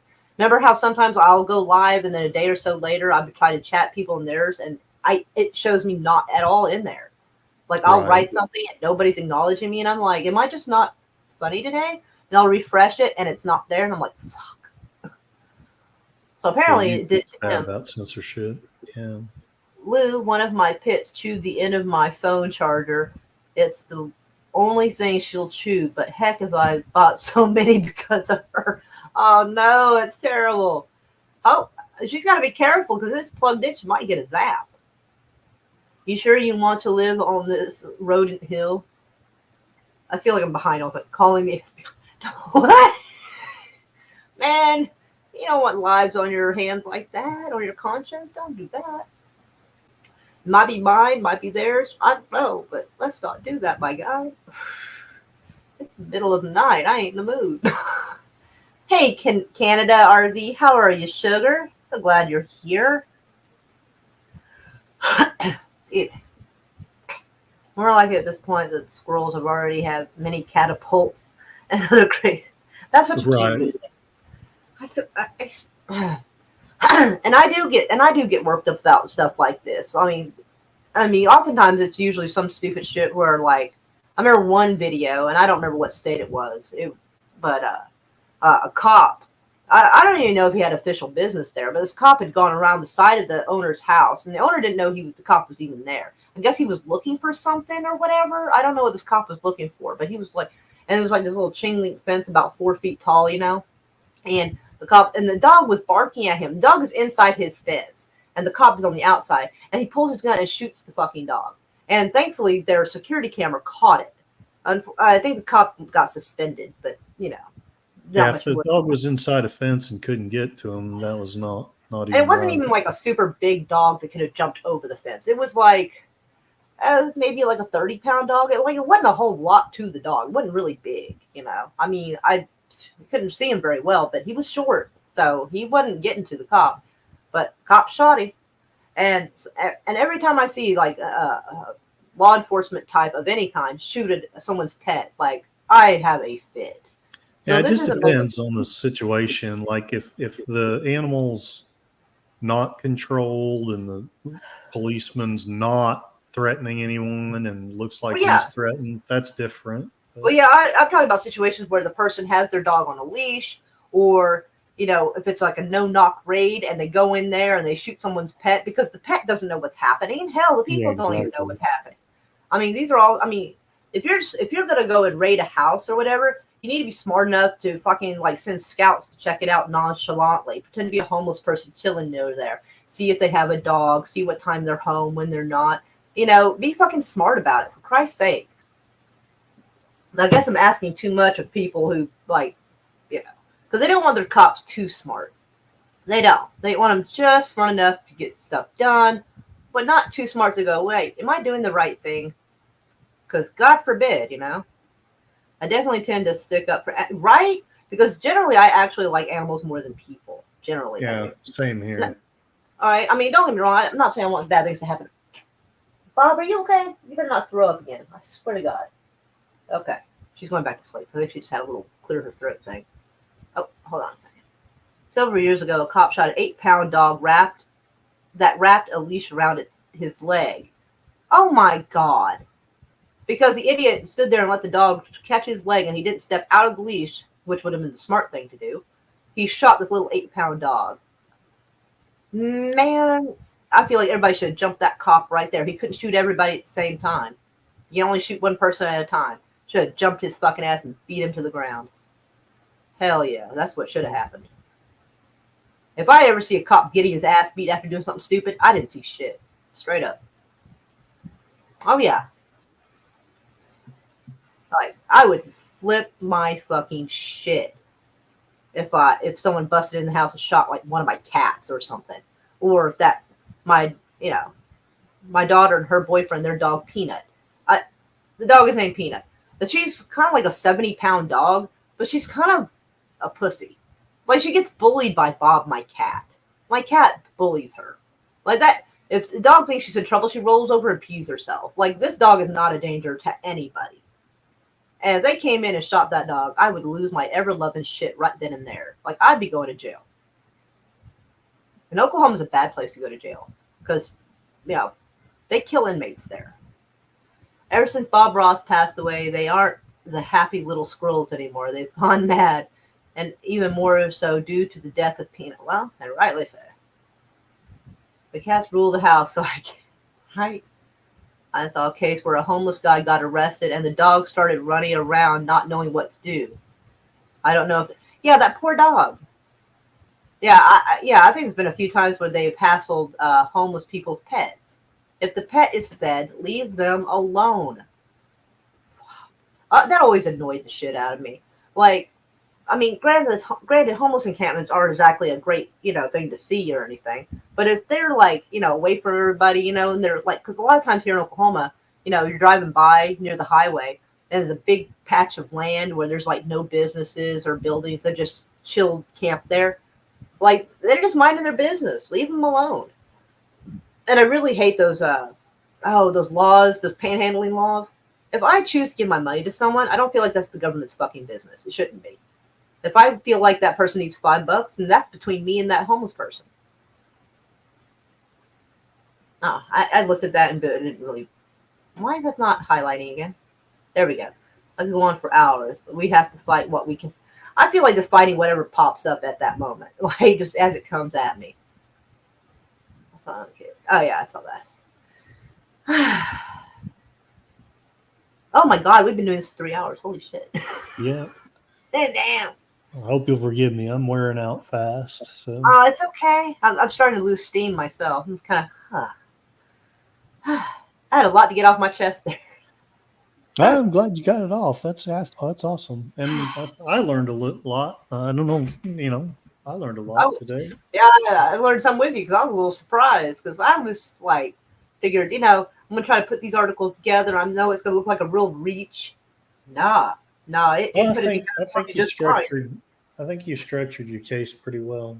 So, I did have a few duplicates up that I hadn't really paid attention. that happens. That happens. But yeah, but I figured, I was going to try to piece how Israel was involved in it, and I was like, it's probably going to look like a real stretch. It's probably not going to really click with people. Maybe they're not going to see what and then that part dropped. I was like, oh, well, fuck, there we go. Yikes. Let's see. The squirrel druids, get them all together, perform a divine rich. I don't know what shrooms you were on, but my guy, I want some of that. Someone to help this man make cartoons. Shit. Right on. I can't fight for the dead rodent that may or may not have been housed illegally. That is kind of my point. I would rather complain about the fit. Oh, I will complain about both. I will. And it's actually more than 50,000 Palestinians. It's actually more. They're lying about the numbers because they don't want us to freak out. Because if they announced that it was 200,000 Palestinians dead, people would freak out more. Even the people who are with this war would be like, that's kind of a lot. Like even they would start being kind of like, this might be a little more than I had signed on for, because they've already claimed they dropped last month they said like 41,000 bombs. Oh, actually no, they said 41,000 targets bombed. Might have been a bomb or two each, but again, we'll argue that it was, just 41,000 bombs. The odds of them getting only a certain amount of people I don't know. I think it's more likely that 5 or more people die every time they dropped a bomb, which would make it closer, like I said, to 200. I mean, it could be anywhere from 200 to 400,000 people are dead. It's way past 50,000. Perspective. That's why I'm trying.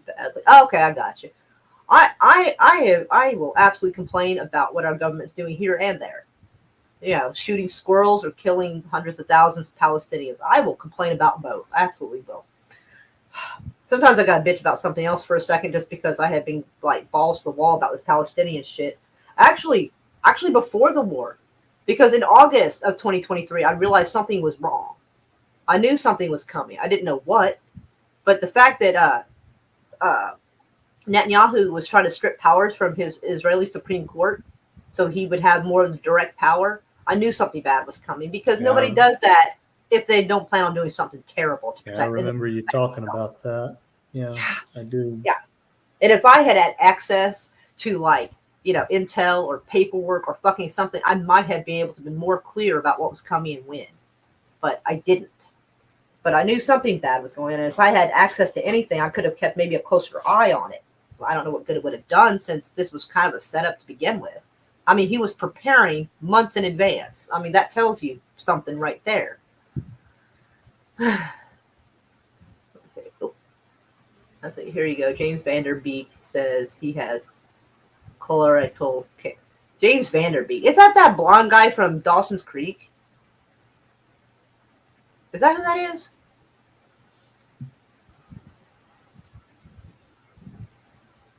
It might be. But yikes. Poor James Vanderbeek. That sucks. Well, all right. Everybody, I love you. I will hop off here, and I guess we'll see who's live. Who is live? Let's see. Can we go out, go raid somebody's channel? Ooh, Insanity Welcomes is live. He's very. Oh, and Gorilla Random Thoughts. So nice. I will put their links. Aw, Insanity only has 1 like. So we're gonna have to fix that real quick. So I will drop his link in the chat real quick, and everybody can just go over there and say hi to him for a minute. He's a real sweetheart. I think he's an Army veteran, I believe. I think he's a year or two older than I am, but he doesn't look it. He looks like he's 32. So he's aging fabulous. So yeah, he's playing. What the fuck is he playing? X4, I guess. I don't know what the fuck that is. I guess it's a game of some sort. But yeah, he's got a couple of likes. So we should probably go say hi to him real quick, and then after say hi, maybe even subscribe to him just to give him a little boost and show some love. and then we can go and say hi to Gorilla, see how he's chilling. So I think that would be. Oh, I paused his video. My bad. I was trying to. Well, they're both good people. Yeah. Yeah. So yeah, he's got one person in the chat, and I guess they're heading out. So poor guy. Oh, 5 watching. Awesome. I love to see it. So, and just tell him hi. It's a Mora raid if you like. A Mora and Curtis raid, actually. Oh, Moira, Yeah. right? Yep. Well, yep. yeah, we don't want to leave you out, Curtis. Well, that's all good. Appreciate it. Thank you. And yeah, I will. Hold on. Let me get the link for Gorilla, because some folks here may or may not know him. I do not know, because I don't think I've ever seen Lady Mist over there, but she might have been. She could have. I don't always pay attention to like who goes to what channels. There we go. So everybody can go show some love to Insanity Welcomes. He's a sweetheart, nice guy. And then we can go say hi to Gorilla. So, so we will play our little outro. And I love you all. We love you all. Curtis, do you have anything planned the next day or so? I'll probably do something in a couple of days. I'm thinking about doing a live stream of V for Vendetta. I've left a poll on my channel, so basically the community can decide if we're just going to chill and talk just normal stuff, because I intend not to talk about politics for a change on Tuesday. I'm just going to talk normal stuff, but if we do a live stream, it'll be either V for Vendetta, or I may do both V for Vendetta and They Live, depending on how people vote. So Right on. So V for Vendetta is very inspiring to me. right on. Gets me all bush-tailed, makes me want to go out and cause some havoc. Exactly. Anyway, we love you all, and we play our outro. So, mwah. We'll see you in the Yay. chat here and there. Mwah. Welcome to the shit show. Every single day, a new flavor of fuckery. 'Cause everybody's such, you see, and they're dumber than a bag of clots. Monday, bullshit. Tuesday, bullshit. Wednesday, hey, what the fuck? And then 4 more days of increasingly stupid, ridiculous, ignorant, boulder, dash, poppycock, bollocks, and